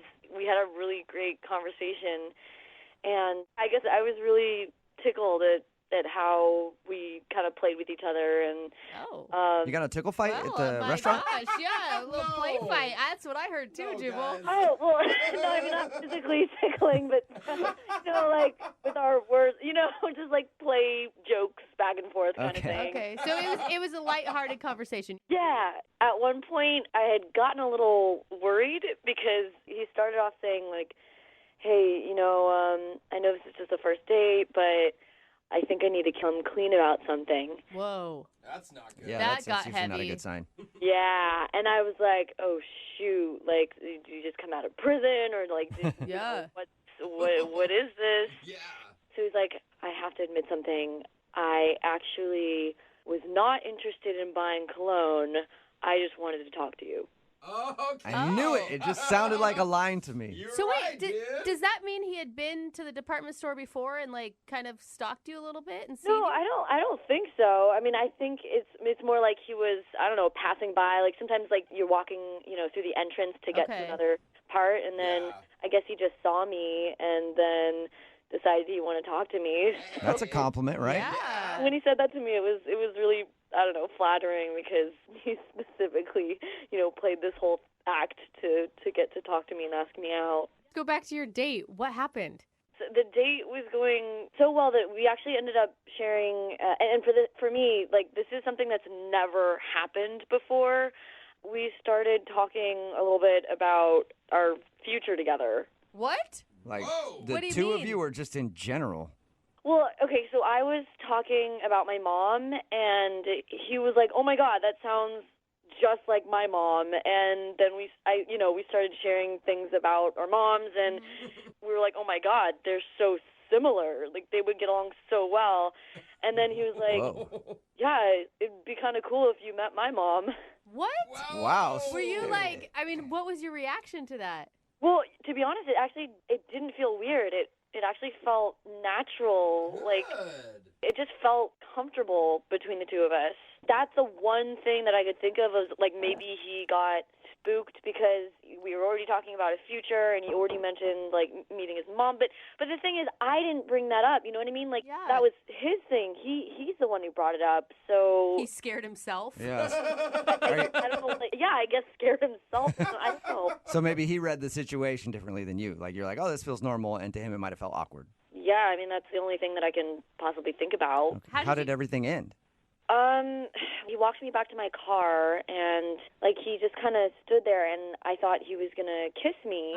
So, you know, I was trying to be open, you know, ready to receive, but then How does that happen? You just stand there with like your legs and your arms open, Yeah. like kind of like a gingerbread man. Like, in case this happens, I want you to know my body language. I'm wide open for it. You sometimes have to be that direct with men. No, I mean, like, I was just, you know, ready for him to make a move, but then he just gave me a really big hug, and then he said, "Call me." I don't think that's bad, though. I mean, some guys, either maybe he missed his moment, he felt like, or he doesn't kiss on the first date. Not all guys do. Well, I mean, that's what I was thinking at first, but it's been 2 weeks now, and he hasn't responded to any of my texts. I really want this to work out for you. Yeah. Okay, well, we'll play a song, come back, call him, and get your second date update, all right? Okay. Moving 92.5. Brooke and Jubal in the mornings. Second date update. If you're just joining us for today's second date update, Kendra is on the phone, and today she wants to call a guy named Ryan, who is not calling her back. And she really liked Ryan, mostly because they have the same mom. No. No, that Yeah, that's what she said. No, They have the same mom, That's and not so what she said. really liked him, and they bonded. They went out to dinner and bonded at dinner, talking about their mothers because she was like, my mom's like this. She's a crazy lady. And he was like, my mom's exactly the same way. She's a crazy lady, too. We should totally have our moms meet. And I guess they had a really in-depth conversation about their families and future and all that stuff. But that's the reason she thinks she might not be getting a call back from Ryan is because maybe he took it the other way and it seemed like a little too much too soon on their first date. Kendra, are you ready to call your kind of brother? I'm ready to call Ryan. Oh my All right. Well, I'm going to dial his phone number right now, see if we can get him on the phone and find out why he doesn't want to see you again, okay? Okay. Gosh, it sounds mean like that. Why he doesn't want to call you back. All right, here we go.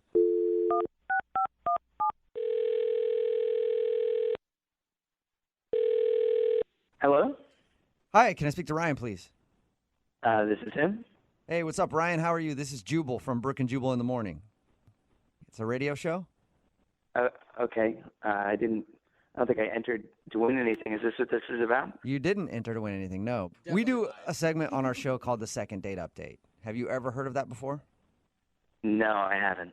All right. It's where if you go out on a date with somebody and then end up not calling them back after, they email us to see if we can get you on the phone and find out why.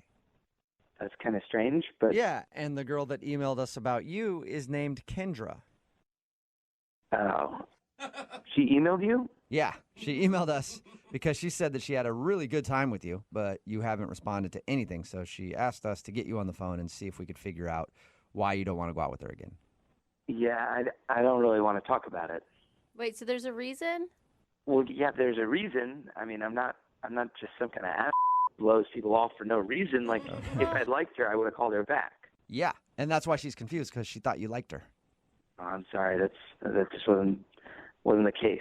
What? I thought What's you that? liked her. I mean, the way she described it, it sounds like you were super into her. I mean, I thought I liked her at the start, but by the end of the date, I was definitely questioning that. Wow.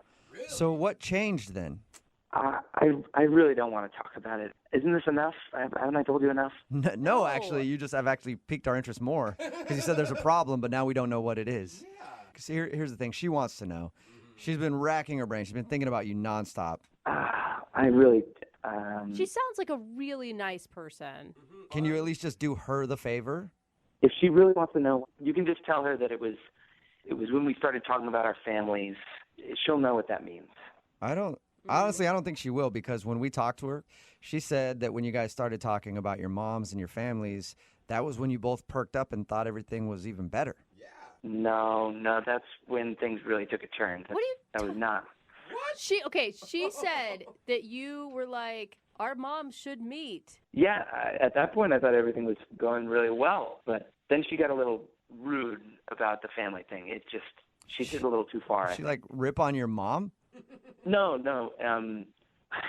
Basically, we were talking about family, and we got talking about the holidays, and she sort of made a joke. She said, well, if things work out between us, you're going to spend the holidays at my place. Oh. And so I tried to joke back, basically saying, oh, well, next year we'll spend it at my place. That like an every other year sort of thing. Yeah, that's actually kind of cute, right? Yeah, it was sort of a cutesy little joke, but all of a sudden she got really serious about it. Whoa. What do you mean she got serious about it? Well, she refused to even acknowledge this joke and was like, well, no, we're spending it at my place every year or nothing at all. And then I was like, no, we can switch off every other year. That's the normal way to do things. So now you're having an argument that people usually have, I don't know, a couple years into a relationship on a first date. Exactly. I mean, she got so defensive about it. She was like, I have a huge family and I never miss Christmas. And so you're going to have to compromise and come to my Christmas every single year. Oh, that's not a compromise. But I kind of get her. Like, one of the reasons I loved my husband and knew it would work out is because his family does solstice. They don't even do Christmas. So I'm like, I own it. Yeah. Well, unfortunately, my family doesn't do a solstice or anything. So I would be missing my family's Christmas to go to her family every year. It was unreasonable. I mean, you don't think that there's maybe a way you could come to a conclusion later on down the road? No, not at all. There's no reasoning with Kendra. Whoa! There's no reasoning with her. She's basically squatting on Christmas and saying, this is my day. It's not yours. It's mine for the rest of time. It was absurd. Taking away Christmas. God, you Wow. guys are kind of cute still together to me. Is that bad? Hey, Ryan, I want to let you know that Kendra is actually on the phone listening right now and wants to talk to you. No, she's not. Yes, she is. Kendra, say hi if you're still there. Hi, Ryan. Wow. Oh my God. Yeah. So what? This whole thing was a setup? Kind of, yeah. Look, Ryan, I told you that Christmas is really important to me. Okay? Yeah, I remember you saying that, and I just thought it was ridiculous. Well, okay. Well, if it's ridiculous, that means that Christmas is not important to you, which means you can spend it at my place. Oh, that's a pretty good point. No, of course Christmas is important to me. That was not even what you were saying on this date, though. You were saying that Christmas was more important to you than it would ever be to me, basically. No, I never said that. I have a never family said too, that. Kendra. You're putting words in my mouth. No, that is essentially what you were saying to me, Kendra. No, I told you, I have a big family. I have never missed Christmas once in my life, okay? And this is the only time I get to see some of my relatives, and just because I start dating someone, that doesn't mean that, like, suddenly I'm going to start missing Christmas. You guys have been on one date. What are you doing? You think I don't have a family, too? No, I I'm know not you gonna have a miss family. Christmas We with my talked about family. this. Your family can come to my place and spend Christmas with my family, but it's going to be at my house. You already know my family lives far away. It's not even easy for them to get together for Christmas with my own family, let alone your family. Okay, well, you know what? Like, I mean, some of them are already coming from different parts of the country, so they might as well just come over here and all be together. And That's like, absurd. Oh my God, what is happening right no, now? it's not absurd. I'm telling you, your family can come to my place. It'll be great. But, like, that's it. Like, we can compromise in that you'll get to see your family, you'll get to have Christmas, but it's going to be at my place. You're being so selfish. It's no wonder that you don't have a boyfriend, okay? Wow. Well, look who's talking, mister. I don't have a girlfriend yet. That's true. You got some common ground there. You guys are both single, at least. I will say, Kendra, I mean, isn't there like a way, like maybe you guys could do Christmas Eve at his place, Christmas morning at your place? There is no compromising on this. I get all of Christmas, including Christmas Eve and Christmas morning and afternoon. You get all the other holidays, like all of them. I don't care, but I have Christmas. Oh, what? I get Arbor Day? What, Flag Day? Like, no one even celebrates those holidays. I mean, Fucking like, you ridiculous. could do those days if you wanted to, but I mean, like, 4th of July, come on, like, fireworks and, Christmas you know, is the like, only important holiday out of those. well, fine, but Christmas is the only important one to me. So you get an important one, I get an important one. Do you guys realize that this is all a hypothetical conversation because you've only been on one date? It's not hypothetical. This is real. Yeah, I mean, I promise you, if you just one Christmas, just try it out and come to my place, you will understand what I'm talking about. You're going to love it. I mean, your family will love it because it's amazing. It's like, I can't even describe. You'll just fall in love with it, and then you won't even want to have Christmas any other place. Yeah, that's exactly what you do, isn't it? What do you mean? That's exactly what you want. You reel me in for one Christmas, and then I'm stuck there for the rest of my damn life. No, no, I'm not reeling. Okay, I'm reeling you into the first one. I don't care how good the presents You are. I would don't care how good decide the on Christmas your cookies own are. all the other Christmas. You would want to come to my place. You guys have to go out again. Yeah. I mean, you are dating. You're dating already. You realize that, right? Yeah, I think you guys are married, actually, and you don't know it. But you've only been on one date. Ryan, would you like to go out on one more date with Kendra? You guys can have a discussion about this in private if you want. We will pay for a second date. Will you go out with Kendra again? Please. It doesn't even sound like Kendra wants to go out with me. No, I mean, I like you. I think you're great. We have this disagreement. And if we could just work this one issue out, then I think this relationship could possibly work. Okay, so she is open to going out with you again. Ryan, would you do it? We will pay for a second date. I would consider it, and I will try to look past all the mean things she's just said. Only if she will consider spending Christmas one time at my family's place. Oh, that's a good All deal, right. Kendra. Just once, man. Absolutely not. Never happening. Are you serious? Okay, That's a so pretty good deal. Really though? so is- Kendra. that's a no, Kendra. You don't want to go out with Ryan again because he wants to spend maybe one Christmas with his family. That is a capital N, capital O. Dude, but what if you like fell in love with him and you guys started having your own Christmases at some point No, together? no, I will always be spending Christmas with my family. Ryan, you and your stupid family can go have your little Christmas together, but I'm not going on a second date with you. Sorry. Are you kidding me? All right, well, I think that's enough for the second date update. I don't know. I don't know what happened, Me but neither. I think it was a second date update. Yeah, it was I'm not sure. close. I feel like I was listening to a married couple argue, but Kendra, sorry you didn't get a second date, but at least. No, I don't care anymore. Okay. Cool. Well, one thing this second date update has taught me is I'm even more thankful now than ever before that I don't talk to my family very much. Saving me a lot of arguments. Brooke and Jubal in the morning. You just heard a very contentious second date update from last year with Kendra and Ryan. And believe it or not, they're actually on the phone with us again. Hey! Kendra and Ryan, how are you guys? Doing well. Good. All right. Sounds Well, friendlier. yeah, it sounds a lot friendlier. I need to be honest. When our producer said that you had emailed the show with an update, I thought they were joking. I was like, what's the update? They're still not talking and they still hate each other? But apparently you two had some news that you wanted to share with us. Are you guys together? Yes. Yeah. Believe it or not. How? Things ended so rough. Yeah, no, seriously, actually, after that, I did not have any intention of seeing him again. I was so angry. Really? I couldn't have picked that up on the phone call at all that you were angry. Yeah, she hit it well. Yeah, to be honest, I did not see us really having a future either. Who reached out to who, though? I did, actually. You did? Yeah. Would you just text him a middle finger and then you guys started talking again? Oh, no, so, okay, like, when you guys played it on the radio, a lot of my friends and family heard it, and they gave me a really hard time. They were just like, I don't know what you're doing. You guys have incredible chemistry, and you can't agree on one thing, Christmas. And basically, they're just like, you made a major mistake. And even my grandma was like, if you don't marry him, I will. Yeah, because he was Really? really willing to compromise a lot. Yeah, so I reached out to him and I texted him, so are your friends and family giving you a hard time too? And of course, I said yes. And then I told him what my grandma said, and then I was like, so do you want to get a drink and laugh about this together? Dude, I would have thought you were setting me up if I were him. Honestly, it became something that we could talk about. Just the call and how much we were bothered by our friends and family about it. It was like something And to I think we realized what my friends and family had seen and what I saw before Christmas was mentioned, which was that, yeah, we are pretty amazing together and we're really great. So, Well, what's the new Christmas custody plan? Like, what have you decided on?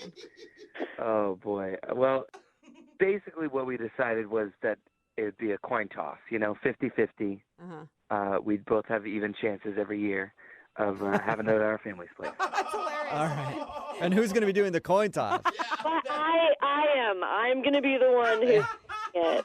Check That's that what I coin, figured. Ryan. Check it. It could be one of those fake ones with two sides. Double-headed coin. Oh, look, it's heads again. My family again.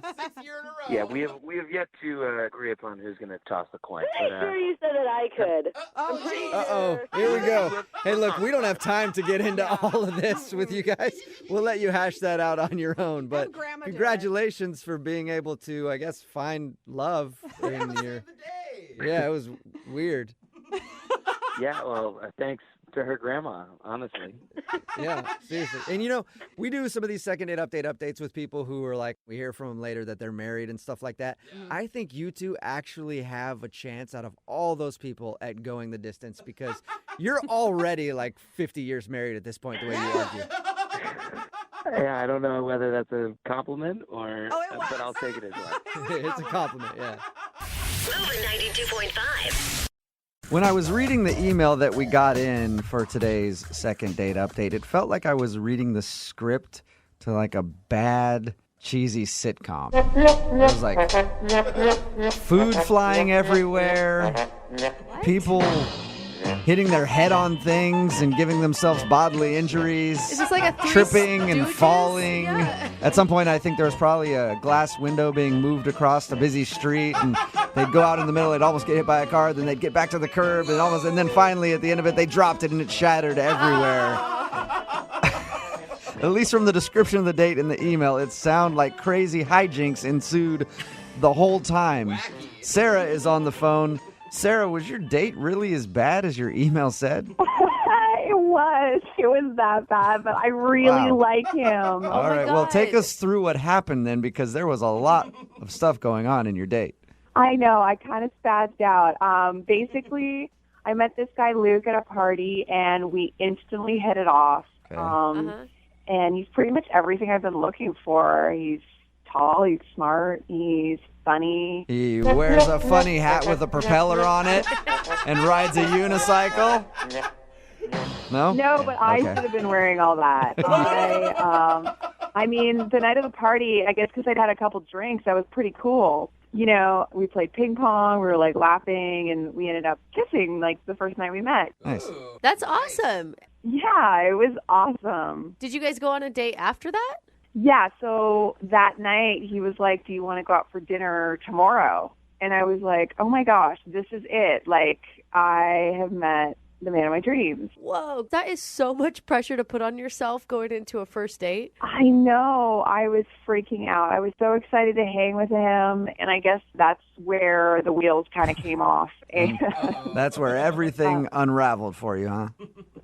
yeah, it all kind of went up in smoke. Well, describe to us what happened, because from all the details in your email, it's really funny sounding. I mean, I'm sure it probably wasn't funny at the time, but some of the stuff that you said was pretty it was funny. so embarrassing. The way Jubal described it, it sounds like you slipped on a banana peel. Pretty much. Like, I dropped, like, spaghetti all over my dress. I was just laughing, and he was making me laugh, and I accidentally just kind of hit my water glass, and then in an effort to save my spaghetti, I picked up the plate, and it just went over my dress. So I picture the table flipping over and your pasta bowl flying into the air. Yeah, that sound effect. Water all over the ground. It was totally some Wile E. Coyote, like, Roadrunner stuff. It was really bad. I had verbal, like, diarrhea. I could not stop talking about my grandparents, my dead grandparents. What'd you say about it? Like, were you crying? They're so dead. I was just like, oh, you remind me of my grandpa. You know, he fought in the war, and I don't even know what. Like, it just went on and on. And So he obviously, you think that he's not calling you back because you were a little klutzy and kind of weird. yeah, but I mean, it's kind of his fault. He made me really nervous. It's so cute and like so charming. I mean, I was giddy. I felt like totally embarrassed by how crazy I was acting, but like, you know, he was adorable. So you've really fallen for this dude, huh? Yeah, it fell really hard twice. I walked out the door of the date, and someone held open the glass door for me, and I smacked right into it. Oh, wait, you mean literally you fell for him? Yeah. So you're... We were thinking, I was thinking figuratively, but No. apparently. Not on this date. You actually fell into the ground.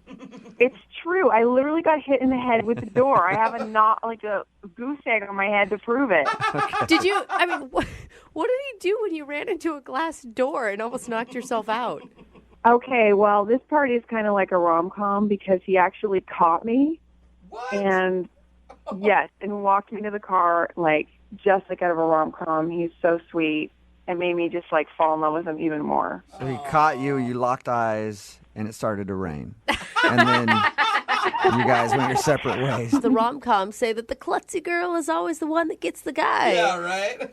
I don't know, not in this case. He's not listening to any of my calls. Did you kiss after the date? Well, he actually drove me home and walked me to my door, and we had a romantic kiss at the door. Okay, and if you tell me after that kiss you turned around and smacked your face on your closed door again, I'm going to... Yeah. Did anything else weird happen after that? The only weird thing that happened after that is that he didn't call me for a second date. And how long has it been since you heard from him? A week and a half. Week and a half. Okay. Killing me. I love him so much. You love and him? He's not calling me. You Don't drop the L yeah. bomb, okay? Don't say that. Do you mean that for real? You love him, or you're just like kind of being like, oh, I love this guy. Like, personality. No, I love him. We connect. Like All right. we had a great time, even though I was a total klutz. okay, well, we'll play a song, come back, and we'll call him and get your second date update. All right? Thank you so much. I need your help so badly. No problem. I've got to get this guy back in my life. All right. Well, while you're on hold, try not to like hit yourself in the head with the phone repeatedly. Okay? Thanks, guys. Yeah. Hang on. Moving 92.5. Brooke and Jubal in the mornings. Second date update. If you're just tuning in for the second date update, it can pretty much only be summed up like this. Coming this fall to the CW, Sarah met Luke at a party. They went out and shared some laughs at a restaurant, and then the unthinkable happened. Her Italian dish spilled in her lap, and her water fell to the ground. And then, when leaving the restaurant, she accidentally hit her face on the glass door. That's right. Crazy. Although she got a kiss at the end of the night, she's not getting a call back, and she thinks it's probably because all of the wacky hijinks that ensued on her first date. Today's second date update is called Spaghetti with a Side of Love. Coming this fall to a station near I you. think you need to work on the title. I like it. You like it? I think it could work. Yes, Sarah is on the phone with us today. She wants to call a guy named Luke. She said that her first date with him was just a string of errors, and she thinks she's not getting a call back because he might have thought she was a little klutzy and a little odd, because she also brought up her dead grandparents on the date. Yeah. And in the first segment, Sarah, you said that you love this guy. Yeah, I'm crazy about him. Wow. All right. Can I just some girl advice? Once we talk to him, do not drop the love word again for the rest of this conversation, okay? We'll see. I don't know if I'll be able to hold back. All right. Oh, girl. Are you ready to make the phone call? Yes. Okay. Here we go. How will these two kooky lovebirds make it work? I'm sorry, the You promo can't for the stop. TV show is just running through my head right now. I can't concentrate.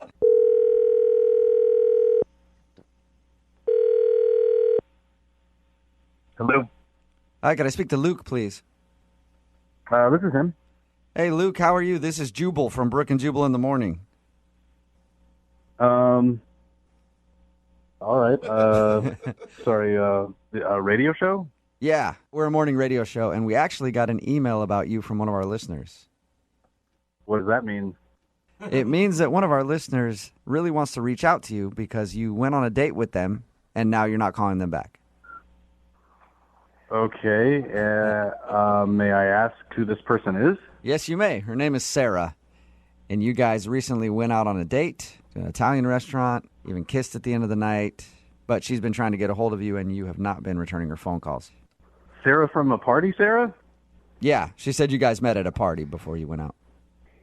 And then we went out? Is that a question? Yeah, she told us about your date. She said you met at the party and then went out for a nice evening at an Italian restaurant. She thinks that you're not calling her back because she had spilled food at one point and then kind of knocked her head on a door. Is this some sort of weird joke? Why would it No. be a joke? I mean, I met a Sarah at a party not too long ago, but there wasn't a date after that. What do you mean? You didn't go out on a date with a girl named Sarah? No, sir. With the right guy? Did you kiss? Hang on, let me make sure I got the right guy. So you didn't meet a girl named Sarah at a party and then take her to dinner at an Italian restaurant? I met a girl named Sarah at a party, and we hung out for a little bit, and things were fine at the party, but I haven't actually seen her since the party. Okay. It's confusing because she gave us a timeline of about a week and a half ago. Was this about a week and a half ago? Correct. The party was about a week and a half ago. Did you kiss Sarah, the Sarah that you met at the party? We did kiss at the party. And actually, I mean, since the party, I've tried to get a hold of her, but she hasn't answered the phone or returned any of my calls. I don't know what the hell's going on here. Is there any I'm chance? trying to figure out why we would have bad information. I don't know. So Sarah from the party really called you guys? Yeah, I called them because you won't leave me the alone, Luke. What? Who? Day, night, text. Get the away from me, you stage 5 clinger. What is that? Sarah? Yeah. The Sarah from the party, Sarah? Yeah, the one you won't leave alone because you're stalking me. You're a psychopath. Leave me alone. I don't even know what the going on right now. I don't either. You want to wear my skin. That's what's going on. You're psycho. I thought you loved him. Who is this for real? It's Sarah. I had to commandeer a radio station to get you to off my back. I'm so confused. What? I don't understand what you're saying. Yeah, neither do I, Sarah. Did you made the whole story about your first date with this dude up, from the meatballs spilling on you to hitting the door to the kiss at the end of the night? Yeah, I made it up. What would you do? It's terrifying when you're getting stalked by a psycho killer, man. Oh my god. Psycho killer. Oh my That is. God. Wait, hold Wow, on. is it that bad, Sarah? What is he doing to you? He's calling me day and night, and then I get text messages nonstop. He's emailing me. He Facebooked me. Like, how did he even get my email? Oh my God! It's like being I didn't even do. You gave me your number at the party. I tried to call you. I sent you a couple texts. You maybe get a drink sometime. You wouldn't even respond to my text. Yeah, because you're psycho. Like, he even contacted a friend of mine and started, getting in touch with her and ringing her phone nonstop. And you take the hint. If I'm not getting back to you, I'm not interested. Luke, are you really contacting her on Facebook and email, and you contacted her friend? Is that true? I mean, yeah. I reached out. I emailed her and I reached out on Facebook, but it was after she didn't respond to text or a phone call. So I didn't know what else to do. I mean, I really liked her. I thought that we hit it off pretty good. It wasn't like a psycho thing at all. There's a body bag. It's not this. It's just I just wanted to hang out again. I was just being a little persistent. Oh my God, a little persistent. Persistent isn't calling me night and day, having flowers delivered to my house, emailing me, text messaging me, calling my workplace. You call me at the firm, Sarah, and I've got people. Are you not over exaggerating? Am I not over exaggerating? What is this, Shakespeare? What the does that question mean? Sorry. Get it straight, Jubal. You're Okay. angry. All right, how about this? What do you mean? I'm not over exaggerating. Now you're telling me how I feel? I'm just asking if you're over exaggerating. That is he really sending flowers to your house and calling your office and all that stuff? Yeah, he's doing all of it. Yeah. God, that is why do you so think I'm calling you guys? crazy. Why do you think I came up with this elaborate ploy to get him away from me? Oh my God. Dude, what did the text messages say that he's sending you? What does it matter what the text messages even say? I saw a girl at a party. We hit it off. You gave me your phone number, and that's it. I was trying to reach out. That's it. And yeah, okay. So I sent you flowers, and I wanted you to know that I liked you. I didn't think it was creepy. I was just affectionate. I just wanted to say, hey, thinking about you. That's it. You think it's sweet to give me flowers? How the did you even find out my address? Hey, you don't know what? I'm the one on trial right now. I was trying to do a sweet thing. You call a radio station, you crazy bitch? Hey, Luke. Hey, Luke. You know what, though, man? I got to take her side on this. You shouldn't be sending flowers to somebody's house if you don't know where they live and it's the first time you met them at a party. Wait a second, man. You're taking her side right now? Yeah. She lied to you. She told you we went on a date at some Italian restaurant? None of that even happened. Yeah, but she won't even respond. She won't even text me back. Yeah, but she said the flower thing, and you didn't deny that, and to me, that's a little much. So I get where she's coming from. I just wanted her to know that I liked her. I was, hey, thinking about you, sent you some flowers. And if that's a crime, then let me be guilty. You know what? I'm done with you now. Now you know how I feel, and leave me the alone, okay? Hey, Luke, are you still there? What the was that, guy? Hey, That's all I don't know. dude. She lied to us and said that you guys went out on a date to get you on the phone, obviously, to tell you to back off. And I think after this conversation, it might be a good idea for you to back off. Yeah. Back off. That's great. Back off from the girl who lost her mind and called a radio station just to get me to leave her alone. Yeah, but dude, if you're doing all that, if you're Facebook messaging her friends and texting her day and night and calling her nonstop and sending flowers to an address that she didn't know you had, you can't see her point a little bit. Dude, she never even wrote back to the very first text I sent. I was just reaching out. All she had to do was let me know straight up that she wasn't interested, and I would have backed off. Yeah, but like after a week of not hearing from her, that should be a sign she's not interested. You know what, man? Like, just leave me alone with this. Have fun calling another dude out of his workday and ruining that guy's day. All right, I will have fun. Okay, so they've both hung up, and at this point, I have to do it every time, no matter what. I would love to ask if they'll go on a second date with each other. Hey, Luke, would you go out with Sarah again? We'll pay for it. Yeah, sure. She sounds cool. Sarah, would you like to go out with Luke? Yeah, he is the best. I like him very much. Congratulations, a successful second date update. Thanks, you guys. Thank you, sir. Yeah, thanks a lot, dude. Love's in the air. Wow. Thanks, appreciate it. Brooke and Jubal in the morning. You made the whole story about your first date with this dude up. Yeah, I made it up. What would you do? It was terrifying when you're getting stalked by a psycho killer, man. Oh, my God. Text in at 78592 that says Brooke and Jubal just got played. Yeah, we did. If you missed the second date update, this girl named Sarah said that she wanted to call a dude named Luke. They had a fantastic date, and she was in love, and it was the best date ever. We got the guy on the phone. They didn't even go out on a date. They met at a party, hooked up, and apparently he wouldn't leave her alone. And she thought the best way to get him off her case was to lie to us, to do a second date update where she could just yell at him and tell him she wasn't interested. Which is weird because, I mean, we invite all sorts of stalkers onto this show. It's- I don't know why she just couldn't have been truthful from A lot the of people are beginning. texting in at 78592 saying, "Hey, why couldn't she have just texted him and said she wasn't interested instead of going through all this trouble to do a second date update?"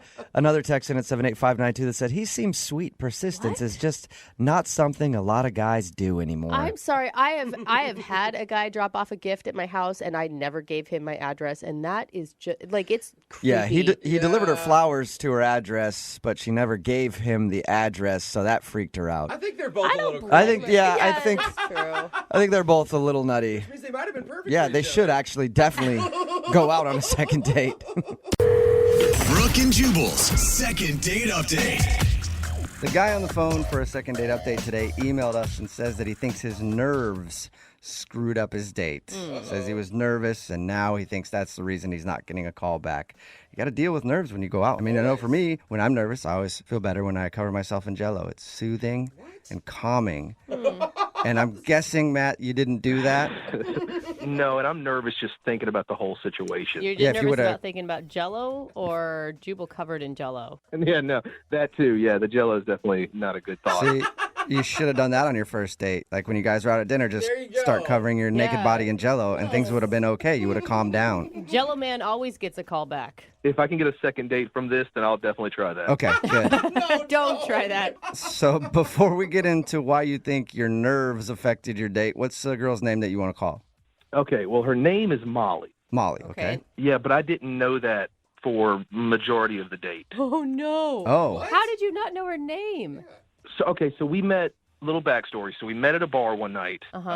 Super cute, and like we got to drink. We had a few drinks. We were flirting and everything. So I got her number, but I forgot her name. So I just put it in as cute bar girl. Oh, yeah, all right. That makes sense. You know how that goes, and that's not her legal name. So I don't think. All right.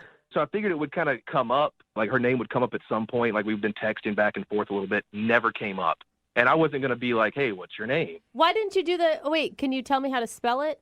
Her actual name? Yeah, I mean, that's what I would have done, and then she spells it back to you, and then you have her name. Oh, well, where were you when the situation came? Yeah.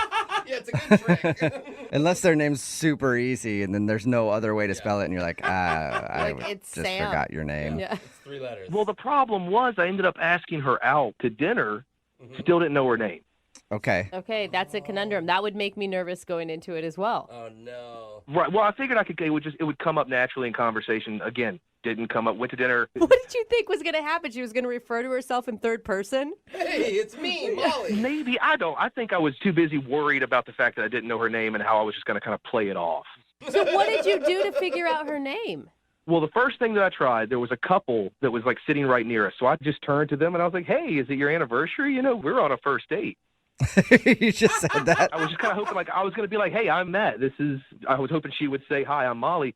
They just looked at me like I was the weirdest person in the world. They were just like, No, it's not our anniversary. Yeah, shut up, weirdo. Okay. Pretty much. So that didn't work. So I gave her a nickname. I was calling her Dimples. Oh, just because that's the God. only thing because she had cute dimples. That was the only thing that I could think of at the moment. So I was just, Dimples. Did she like that or not? Because nicknames, I mean, if you like the person that gives you the nickname, cute. If you don't, really condescending and obnoxious. So in order to shield the fact that you didn't know her name, you just gave her a nickname and said, I'll call you this. Yeah, but I just kept, because I kind of just thought it was a natural thing. I was just like, Dimples, like we're cool enough that you have a nickname now. Oh, God, just talking about it. All right. So obviously, you know her name now. How'd you figure it out? Well, another time I tried, we were walking down the street, came across some people doing like signing petition things. So I'm trying to convince her to sign the petition. I'm like, come on, it'll be fun. It's stand up for something. I don't even remember what the petition was for. It's like a petition to like murder puppies, and you're like, let's do this. Oh, I'm all for that. All right. I was, come on, we'll sign it. She's like, no, I don't want to do. We're on a date right now. I don't want to sign up for anything like that. Oh my God. At this point you should have been like, hey, you want to play a game? Let's see whose driver's license photo is worse. Again, all of these ideas sound great now. Finally, so I saw a Starbucks, and I was like, let's go to Starbucks and get a drink. Let's get a coffee at Starbucks. Oh, yeah, because they ask your name. Unless she orders under your name, and then they just call out your name for both coffees. When they said, what's the name, I just kind of looked at her. We just looked at her real quick. But finally, they wrote it on the cup, called it out. So finally figured it out. But that was by the end of the date. Oh, my God. And now she hasn't called me back. How did the date end? I mean, everything, it didn't end on a kiss or anything. It was just one of those, hey, have a great night. And I'll hopefully talk to you soon. She's like, yeah, sounds good. It sounds like you could have been an awful date because the only thing you were concentrated on the entire time was finding out her name. Yeah. Right. That's the thing. That's what I'm worried about. I'm worried that I put too much effort into trying to figure out what her name was and didn't pay any attention to her. Right. Yeah, and it's possible. Or you could have just been honest with her in the very beginning and be like, I'm sorry, I was drinking that night. I put you in as cute bar girl. What's your name? Right. And now I feel like I've dug the hole so much that I can't go. Like, I've already figured out the name, which I don't know. I guess down the road that would be a funny story. But right now I'm too worried that would put her off. Yeah. Okay. Well, we'll play a song and then come back and call her and get your second date update, all right? That would be so awesome. I'd appreciate it. Hang on. It's like bullets right now. Moving 92.5. Brooke and Jubal in the mornings. Second date update. If you're just joining us for today's second date update, we have a dude on the phone. Can't remember his name right now, so I'm just going to call him Britches. Hey, Britches. Oh, that's cute. You ready to do your second date update? Yes, absolutely. Matt is on the phone, and Matt wants to call a girl named Molly. He thinks that the fact he didn't remember her name on the date might be the reason that she's not calling him back. They met at a bar, and he put her number in his phone and just put the name in as cute girl at the bar or something like that. And then came time for them to go out, and he didn't know her name was Molly. So he kept trying little things to get her name, and he thinks that probably is what did him in because it was maybe obvious that he didn't know her name. Matt, if it does have something to do with the way you were acting, do you want us to tell her that it was because you forgot her name? Or do So I want to tell her myself because I think it's something that should come from me and not you guys. Okay, so you're ready to just be honest and see if she'll give you another chance and forgive you. Yeah, let's give that a try. I think that's a good way to live your life. It's what you should have done the first time around. But you know what? Everyone deserves a second chance. Mm-hmm. Well, cool. Yeah, no, I'm really embarrassed. Like, really, I don't know. I'll figure it out. Okay. Well, I'm going to dial her phone number right now and see if we can figure out what the problem was. Here we go.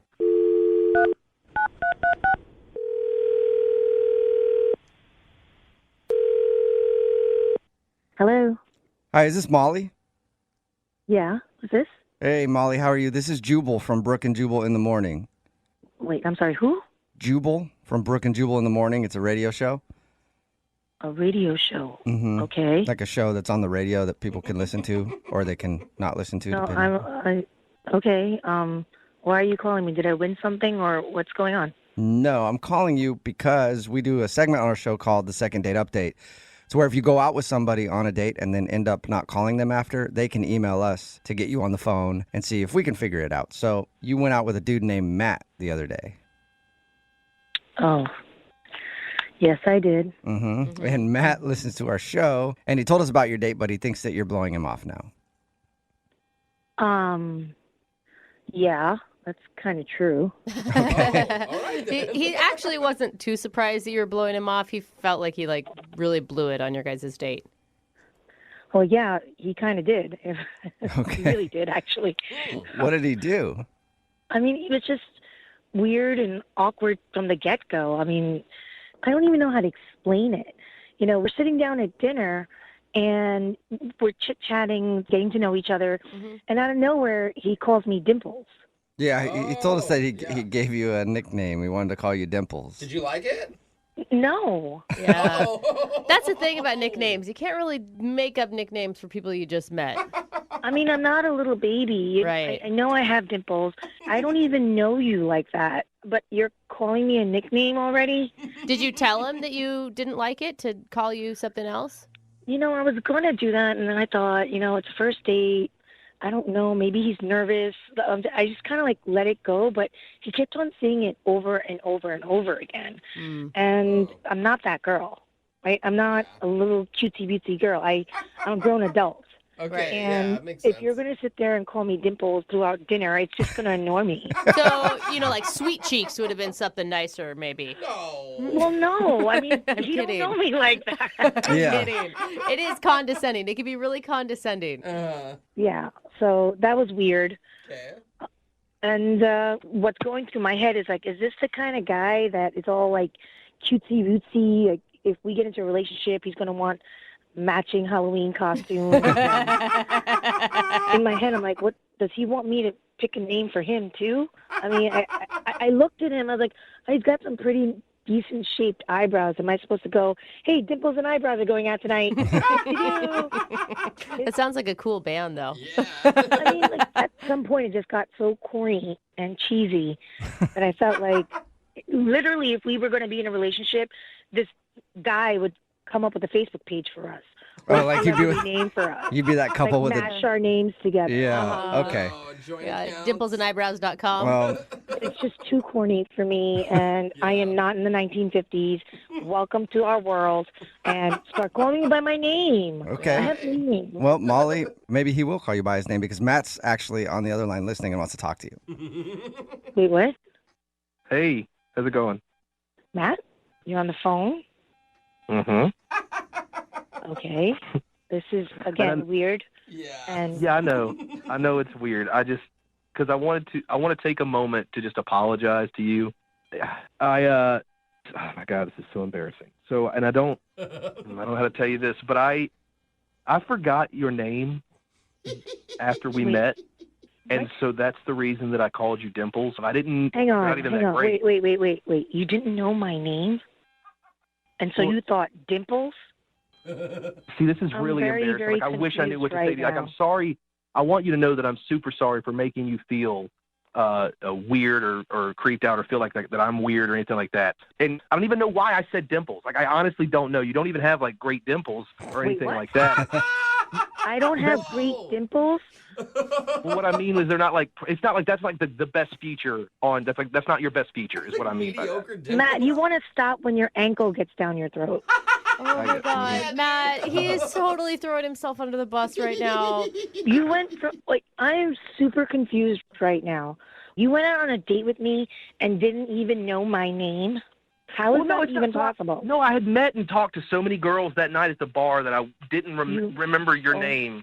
And that doesn't sound, now that I say that, it doesn't sound. That doesn't sound good at all. Met so many girls at the bar You know that what I night. mean? I don't, not talking to them like you. I just met so many people that night and I heard so many different names and I didn't want to get your name wrong. And I just didn't commit it to memory, but I have. I know it's Molly. I've said it 1,000 times out loud. I've written it down. Oh my gosh. I've committed to memory. Put it in my phone. I won't But remember. it doesn't make any Don't sense. forget it. Molly, when he explained forgetting your name to us, it was actually kind of a sweet story. You guys were in the bar. It was kind of loud. He'd been drinking. He saved you as cute girl at the bar instead of Molly. Okay, but according to Matt, there were several cute girls at the bar. I know. So- He didn't include that part of the story when he told us that. I didn't mean it So, like that. Yeah, did you're you get you're the right. I right probably should cute shut up girl? while I'm ahead. I didn't mean it like I that. don't think you're ahead at all. You got to get ahead Oh, yeah. first. Matt, did you show up with the right cute girl from the bar? I mean, is this the one you expected? No, yes, absolutely, like 100%. No, yes. Yeah, what is that? Yeah, I'm just gonna save you right now if I can, Matt. I think he's kind of an idiot, but I think he has good intentions, Molly. I think that he really was interested in you. No, and I did, and I tried. I was trying sly ways to get. That's why I talked to the couple beside us. That's the reason that we tried to sign that petition thing, as I was trying to find out your name throughout the night. Wait, that's the reason why you were pushing me to sign that petition, just so you can get my name? I mean, that's ridiculous, Matt. I don't know. I'm really sorry. I want you to know that I feel really bad, and I'm sorry that I was acting weird. I didn't mean to make you uncomfortable. If anything, I was more nervous because you're really cool. You're really pretty. I like talking to you, and I want to go on a second date with you. And now that I remember your name, Molly, there won't be any issues. You actually get to see the real me. So what do you think, Molly? Will you go out with Matt again? We will pay for it. Matt, you sure you'll remember my name the second time around? Yes, I swear 100%. I swear. Well, I guess I don't know. Yeah, okay, fine. She's given up. I mean, I guess I'll give this one more shot. But Matt, you come up with any more cutesy little nicknames for me, I'm out. I understand. I won't. Dimples has been completely erased from my mind. Especially since they weren't very memorable, right? That's not what I meant by that at all. But also, thank you for giving me another shot, because I promise you, it's going to be a great evening. It won't be weird. I promise. It's such a big promise. If it gets weird, I'm calling this radio station back to tell them. Yeah, please do, Molly. That would be awesome. Yeah, if it does get weird, we want to know about it. All right. Well, I agreed at the beginning of this. I agreed to something about Jell-O, so it might get a little weird. Can I change my answer for about this date when you just said Jell-O? Yeah, don't worry about it. With it, Yeah, Molly. Molly, don't worry about it. It'll be fine. He's not gonna rub Jell-O on his naked body. Don't worry about it. Wait, what? Never mind. Don't worry about it. Don't worry about it. Brooke and Jubal in the morning. A text in at 78592 about today's second date update that really sums up the whole segment very well. It says it's a wonder that men get dates with women at all. Yeah, if you listen to most of the second date updates, that's a very true statement. We have very low expectations. That's true. Brooke and Jubal in the mornings. Second date update. Everybody knows that the best place to meet somebody to go on a date with is email.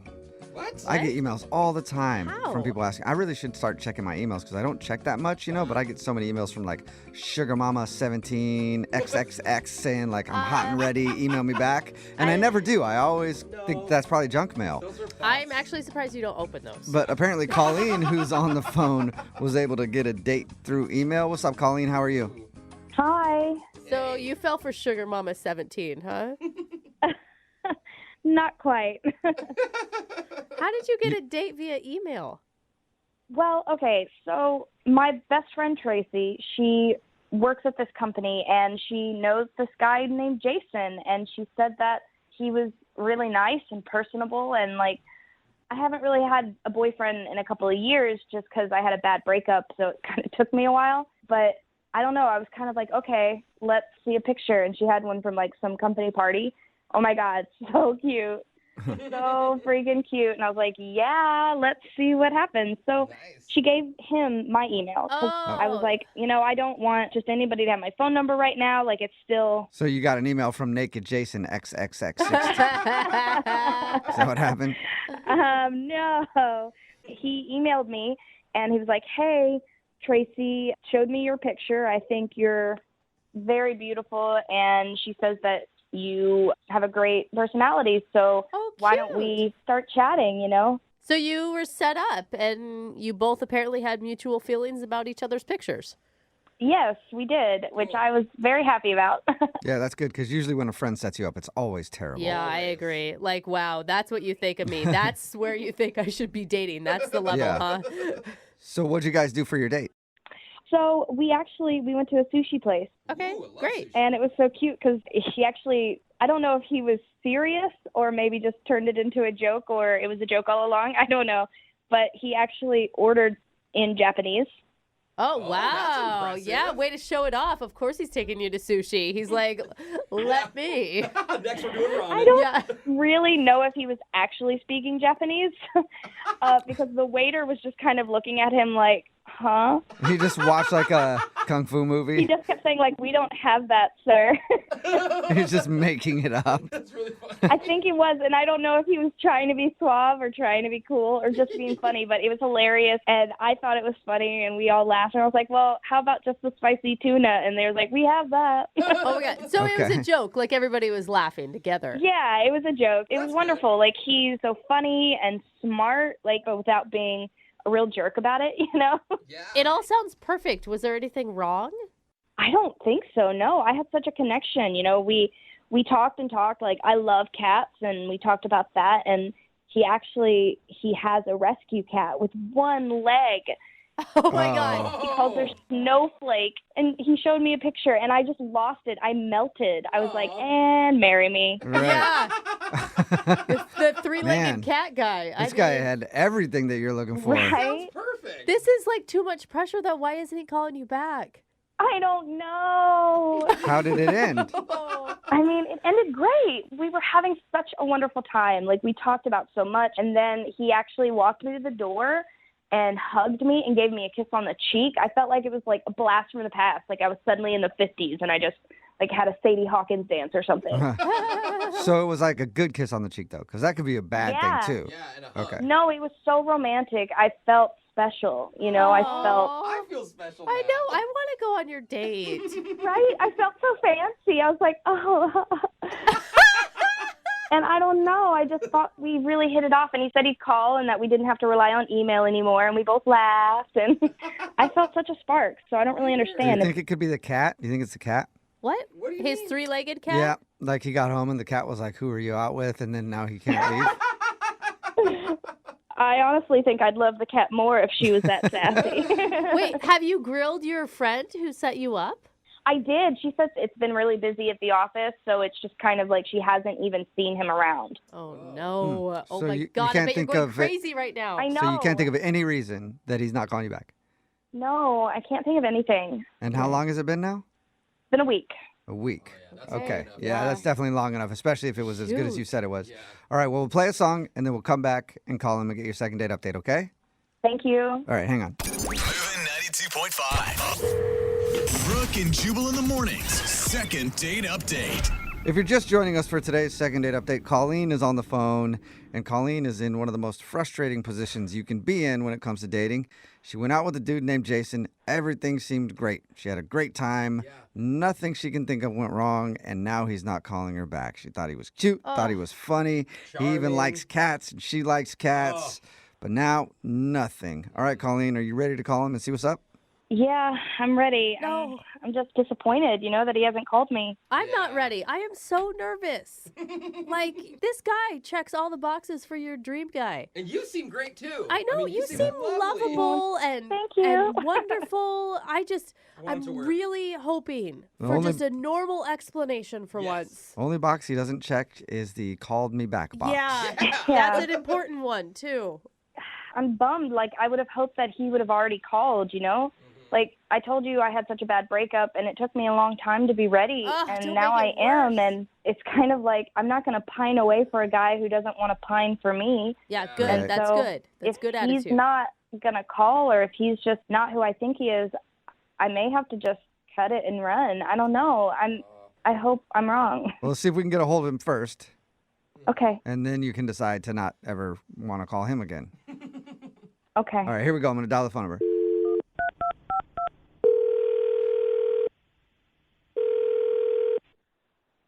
Hello? Hey, is this Jason? Is he? Jason, how are you, man? This is Jubal from Brooke and Jubal in the morning. Okay. It's a radio show. Are you familiar? I think I heard of you guys. What's up? Well, not much. Just calling you to see how you're doing today. Trying to recruit new listeners to the show. Is that really what you're doing? No, because probably after we tell you why we are calling, you might never want to hear from us ever again. Don't be so pessimistic. This could be great. This could be a great call for you, Jason. All right, so just let me know what's going on. Like, I'm kind of interested now. Oh, good. Okay. Well, we do a segment on our show called the Second Date Update. That's where if you go out on a date with somebody and then end up not calling them back after, they can email us to get you on the phone and see if we can figure out what happened. And we got an email from a girl named Colleen. Okay. Yeah. And Colleen told us all about your date. She said that you met through a friend of hers. Yeah. Yeah. And she said that she had a really good time, but it's been over a week now and she's heard nothing from you. Is that true? Yeah. Yeah. Okay. So can you tell us why? Yeah, I don't know if I have, like, enough time for that. I mean, it might be a little, So it's not just you've been busy and you haven't had time to get back to her? I mean, if you want to tell her that. Okay. Well, if it's a lie, I don't want to tell her that. Is there a particular reason? Like, did she do something wrong? No, she was awesome. I mean, Okay. I'm really into her. I mean, it's not that, Yeah, Wait, usually when you're really into somebody, you don't call them back after a really awesome date. You don't know my situation, right? I know. I'm trying to find out your situation. I'm trying to see if I can help you out, actually. Hold up, Jason. Are you in a relationship? No. I'm not in a relationship right now. I'm single. So Okay. wait, why would you not call someone back that's awesome and that you're really into? It's really complicated right now, and I just don't want to really talk about it. Okay. Well, can you tell us anything? Because here's the thing, though. She really liked you, and from the sounds of it, you really liked her. Yeah, I mean, I really do, and, like, I will Okay. get in touch with her. It's just- Right. But I'm telling you right now, though, if you wait too long, that ship's going to sail. Because she actually did tell us that it's been so long since she's heard from you that she's just thinking about cutting it and not even trying anymore. Yeah, she doesn't want to spend her days thinking about some guy that's not thinking about her. Like, that's you have to understand that. She doesn't want to waste her time. Look, I really f***ed up, and yeah. Okay. Well, can you tell us what happened? All right, just you're not going to tell her? No, we'll tell her something else if it's that bad. Like, I want you guys to go out again because you both liked each other, so we'll try to figure out a way to sugarcoat it, I guess, whatever it is. All right. So her friend Tracy told me that she was into cats, so I showed her a picture of a cat. Yeah. It had 3 legs, and it was named Snowflake, and I told her that it was my cat because I wanted to, like, look, good in front of her. And the thing is, I don't have a 3-legged cat. Oh. Shut up. You lied about the cat? I didn't expect her to be so into that story. Oh my God. That is, most So- men lie about like how much money Yeah. they make or what their position is at work or what car they drive, not whether or not they own a 3-legged cat. She said you showed her a picture and everything. Yeah, I downloaded it off the internet. Oh, my God. And why did you pick a 3-legged cat? Like a regular rescue cat, you could have at least gone out and gotten another black cat somewhere. You can't just go out and find a 3-legged cat to continue the lie. Yeah, so I've been going around shelters just trying to find a 3-legged cat, and it's been difficult. Yeah, that's a pretty particular cat you're looking for. Oh, no. Why man. wouldn't you Okay. just come clean? I figured if I found a 3-legged cat, I mean, it would cover the story. The problem is, like, I found a 3-legged cat, but it was a different color. Yeah, how hard can it be to find? How hard is it to find a 3-legged cat in this city? Damn it. This is like weirdly romantic, though, in a really strange way. Hey, Jason. Yeah, I know. I f***ed up. Yeah, you did. And you know what? I did too, because I lied to you and told you that I wouldn't tell her. She's actually on the other line listening and wants to talk to you. What are you talking about? I mean, Colleen is on the other line listening. Yeah. I told you that I wasn't going to tell her, but oh, man, I f***ed up. Sorry. What the hell?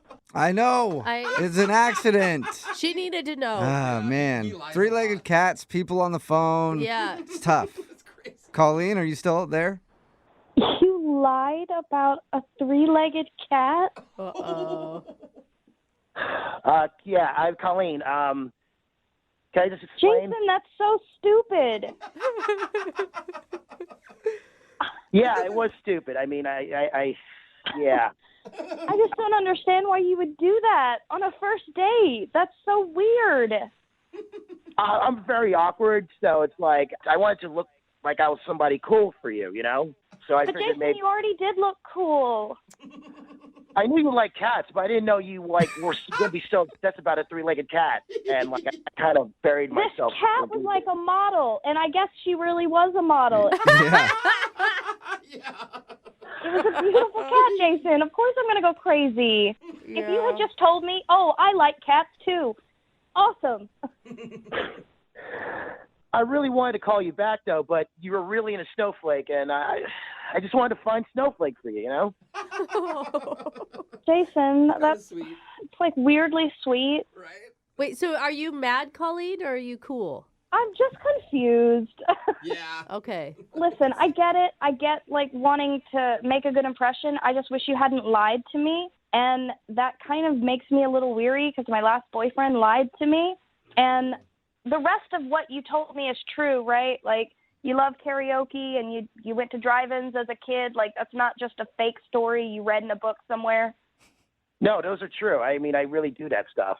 I mean, everything else was straight up real. Except the three-legged cat. Yeah, the most standoutish part. Stop bringing that up. Okay. Oh my God. My bad. Sorry. It was such a dumb lie, though, Jason. You got to think into the future. You can't lie about things like that. Yeah. Can you please stop piling on? All right, I know it's stupid, okay? A three-legged cat story, dumbest thing in the world. I'm just trying to save face here, okay? Well, all right, Colleen, if you think about this, it's obvious that Jason doesn't lie very much because he's a terrible liar. Yeah. And it's obvious he likes you. Is that true, Jason? Yes, I'm a good guy. I mean, I just wanted to make everything work. I wanted to make everything, great for you. I was just searching all around the city for a cat with 3 legs that looked like the cat in the picture. He was willing to adopt a three-legged cat. I mean, a specific colored three-legged cat. That is a big commitment. Jason, would you like to go out with Colleen on a second date? We will pay for it. We still probably should ask Colleen if she wants to go too. But anyway. Yes, I do, and I hope she forgives me despite the craziness. Aww. Okay, Colleen, do you want to go out with him again, knowing what you know now? I think I do. Yay! Yay! So Cat love! That's good. That's awesome. And can I stop looking for the cat now? For now. For now. All right. For now. But eventually, Jason, you're going to have to supply a three-legged cat to this relationship, all right? Well, congratulations, Colleen. You got your second date. Thank you, guys. You're welcome. Oh, my God, that was so cute. I'm happy. I know, me too. Brooke and Jubal in the morning. Text in at 78592 that says, I wish someone would adopt a one-legged animal for me. Yeah. I know, it's very sweet. If you missed today's second date update, Colleen wanted to call this dude named Jason. We got him on the phone to figure out why he wasn't calling her back, and it turns out that he wasn't ready to call her back yet because during their date, he lied to her and said that he adopted a one-legged cat named Snowflake. He even had a printed out photo of a cat with one leg and said that that was Snowflake. Well, ever since the date, he's been going around shelters all over the city trying to find a one-legged cat that looks like the one in the photo. That's why he hasn't called her back. Come on, man. He said that he found one, but it was the wrong color. I mean, they don't just have them lying around. Yeah, no, it's tough to find. It's a very, very particular thing you're looking for, a one-legged cat named Snowflake that looks exactly like the one you found online. Anyway, she thought the whole lie was extremely stupid, but also kind of sweet. And they decided to go out again. Remember, if you want to do a second date update, all you have to do is email the show, and we will call the person who didn't call you back. So normally going into these phone calls, I have a little bit of information.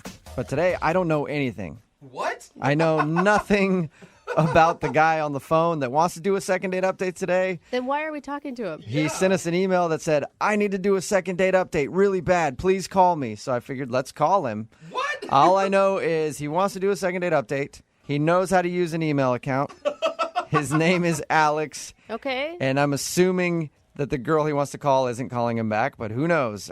Alex, how are you? Hi, I'm doing okay. Alex, what's with the vague email, man? I don't know. I didn't know what else to say. It's just that I wanted to do a second date update. Well, you could have given us a little background information on the date itself and what happened and why you want to call this girl. Oh, okay. Well, my bad. Tell us her name. Her name's Tiffany. Tiffany. Okay. Tell us how you met Tiffany. I met her at the club. All right. Did you approach her? She approach you? How'd you guys I actually? approached her, yeah. Okay. And is this a move you make often at the club? No, actually, usually when I see a girl at the club, I can't get up the nerve to talk to her, and I go home lonely. Wow, that's a sad, truthful statement, sir. I love the honesty, Alex. All right. So, Not good. So what made this time different? What made you finally go, you know what? For once in my life, I'm not going to go home lonely. I want to be happy. Well, I saw her dancing across the dance floor with her friends, and she was moving her hips in this great way and smiling and was just so joyful. Nice. And her hips were just like all over the place. I was like, I got to get in on some of that. All right. So apparently, Alex, we know what you are motivated by. It's not hips. joy. You like hips. He's a hip guy. I do, but it didn't hurt that I think she was looking at me too. Okay, so you felt like you had some confidence, like she had already given you maybe the okay. Yeah, and her friends were looking over. It seemed like they were talking about me. I felt like I was getting all the right signals. Nice. Maybe it's because you were staring at her hips the whole time, and she's like, hey, this guy won't stop looking at my hips. Well, I wasn't the only one. She was really drawing some attention. Okay. So you went over and talked to her, and you said, hey, lady, I see your hips winking at me. I wink back. What's up? I wasn't that smooth, actually, but that smooth? We call that smooth. What did you say then? I just went over and started dancing with her. I brought out all my goofiest moves, like the penguin and the cowboy and stuff. Dude, I'm not gonna lie. I think that's awesome. You make her laugh. It is so much better than going up and trying to grind on her hips. Okay. Yeah, she laughed. So make a girl laugh. That's it, right? Yeah. Okay. So she thought it was funny that you were dancing like that. And did your date end there at the club, or did you guys actually go out on a real date? Well, towards the end of the night, things were going well, so I just leaned in and whispered in her, do you want to see the real penguin back at my place? And she gave me the nod. Wait, she said yes. She didn't pour a drink on you. Yeah, she was laughing quite a bit, so I think she said yes. Okay. Well, I mean, I guess the ultimate proof, if she said yes, did she go back to your place? She did. And how did the real penguin perform? It started out pretty good. We'd get back. My roommate was home, which was totally unexpected. And I don't have the biggest place in the world, so, it's kind of in your face if somebody's around. But I just, offered her a drink, and we're sitting there hanging out talking, and, she gets like halfway through it and says, why don't we just try this another time? Whoa. It was that awkward? Wow. Yeah. Are you not friends with your roommate? No, we're close, but I'm trying to progress things with the lady, and the roommate's in the way, if you know what I mean. Like physically in the way, like sitting between you two, or just his mere presence was upsetting to her? Just the mere presence, I think. All right. I do see him sitting next to you, rubbing your leg. In between both of them. So she said, let's try this another time. Yeah. And have you tried to text her and call her and see if maybe you could make another time happen? Yeah, I have. And I texted her, like, do you want to see the penguin again? And like, dude, you won't let the penguin die, will you? I love it. Yeah, I felt like I was being really cute and fun and haven't heard anything, so I don't know. And you're sure it's the roommate's fault that ruined your mojo? It wasn't something that you said? Because you sound adorable, but maybe not so smooth all the time. Yeah, everything was fine, and the conversation was good. The only thing that changed things was my roommate. Okay. And are you still living with this roommate? Yeah. Because I would have moved out right after. Yeah, I've thought about it. It's kind of a deal breaker. All right. Well, we'll play a song, come back, call her, and get your second date update, all right? Okay. All right. Hang on. Moving 92.5. Brooke and Jubal in the mornings. Second date update. I feel really bad for Alex, the guy who's on the phone to do a second date update today. I feel really bad for him. Why? Because he's never going to be able to listen to this song the same ever again.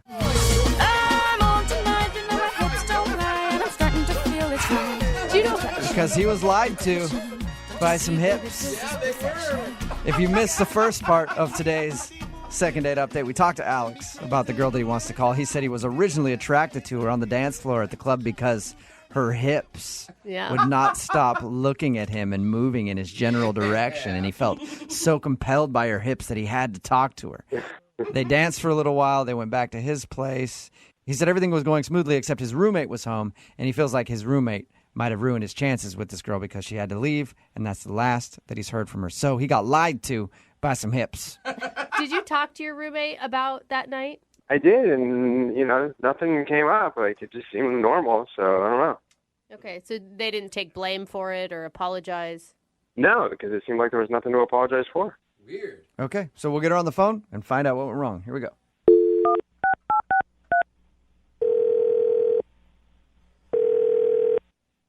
Hello?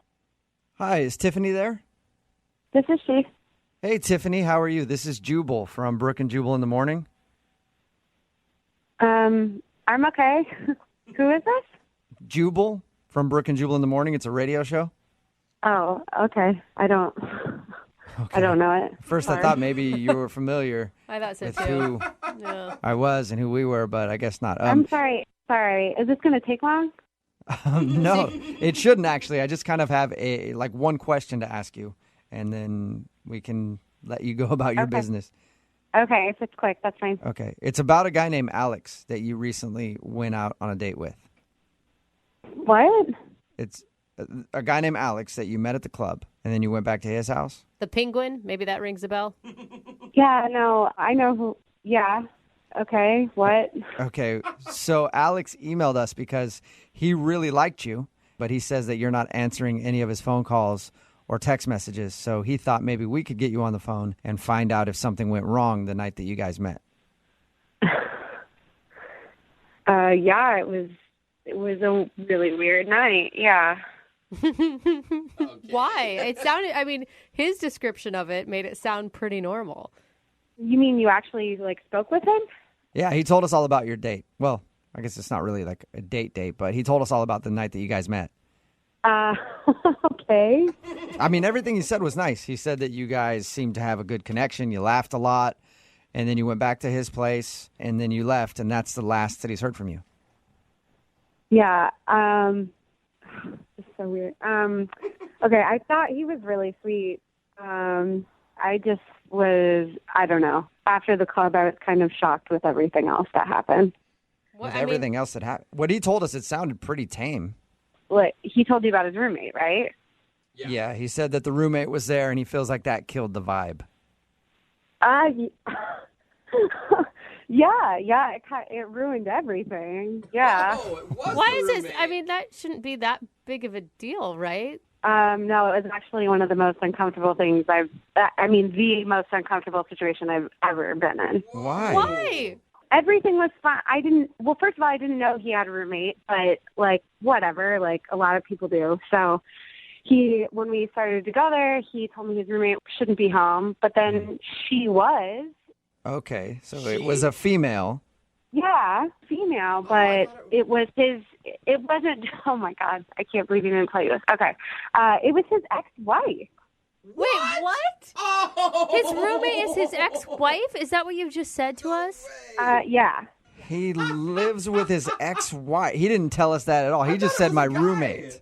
Yeah, that's exactly what he said to me too, is his roommate. And then she came into the room, was talking or whatever. He goes to get us a beer, and she was looking at me weird. I don't know. And that's when I asked her, how long have you guys been roommates? How long have you known him? And that's when she was like, yeah, we were married for 2 years, and now we've been divorced for 3 months. Oh my God. They've only been divorced for 3 months? 3 months. Wow. I kind of get it. You're living with somebody, you get divorced, it's hard to move out. But why the hell are you bringing women back to your place if you're still living with your ex-wife? Exactly. It's because she said she wasn't going to be there, and then she was. Oh. Hey, Tiffany, I should let you know that Alex is on the phone. Are you kidding me right now? No. Hi, Tiffany. I'm so sorry that this happened. It's like a total misunderstanding. I don't think so. I think it's very understandable. How is it a misunderstanding that it's your ex-wife? I feel like that's pretty easy to understand. Yeah, kind of cut and dry. Yeah, we have an agreement, It's not a big deal. She's totally more of a roommate than an ex at this point, It's been a while.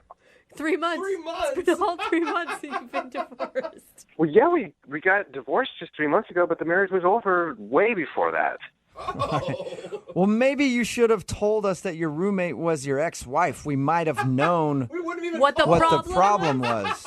I think it's the fact that it was a female is what the major problem was. No, I mean, maybe, but no. No, that is actually not the issue. The issue is that you are living with your ex-wife and you're inviting other females to come over, and that is not okay. I understand where you're coming from, but her and I have an agreement, and we'll text each other when we're coming home, and we'll clear out, and that's just the way it's supposed to be. And it doesn't happen. Like a normal roommate. So wait. Yeah, sort of. It obviously didn't work very well if she hung around and then told your lady friend that you brought over that you guys were married at one point. She never should have said that in the first place. It's against the rules of our agreement. So she broke the rules, and that's why you got screwed out of this date. Her fault. Can I say one other thing? Sure. When he was going to get the beer and I was like left in the room with her, I heard him whisper to her, now that I understand the circumstances, he whispered to her, "Hey, you have to sleep on the couch tonight." And I did not understand what that meant. Well, obviously now I do. Sleep together. Are you kidding me? You guys are still sharing a bed? It's a one-bedroom. We bought the place a long time ago, and we're just, we're kind of stuck with it for a little while. It's not a big deal. It is a big deal. It's a huge deal. Look, we do sleep in the same bed, but we have a body pillow that we put between us.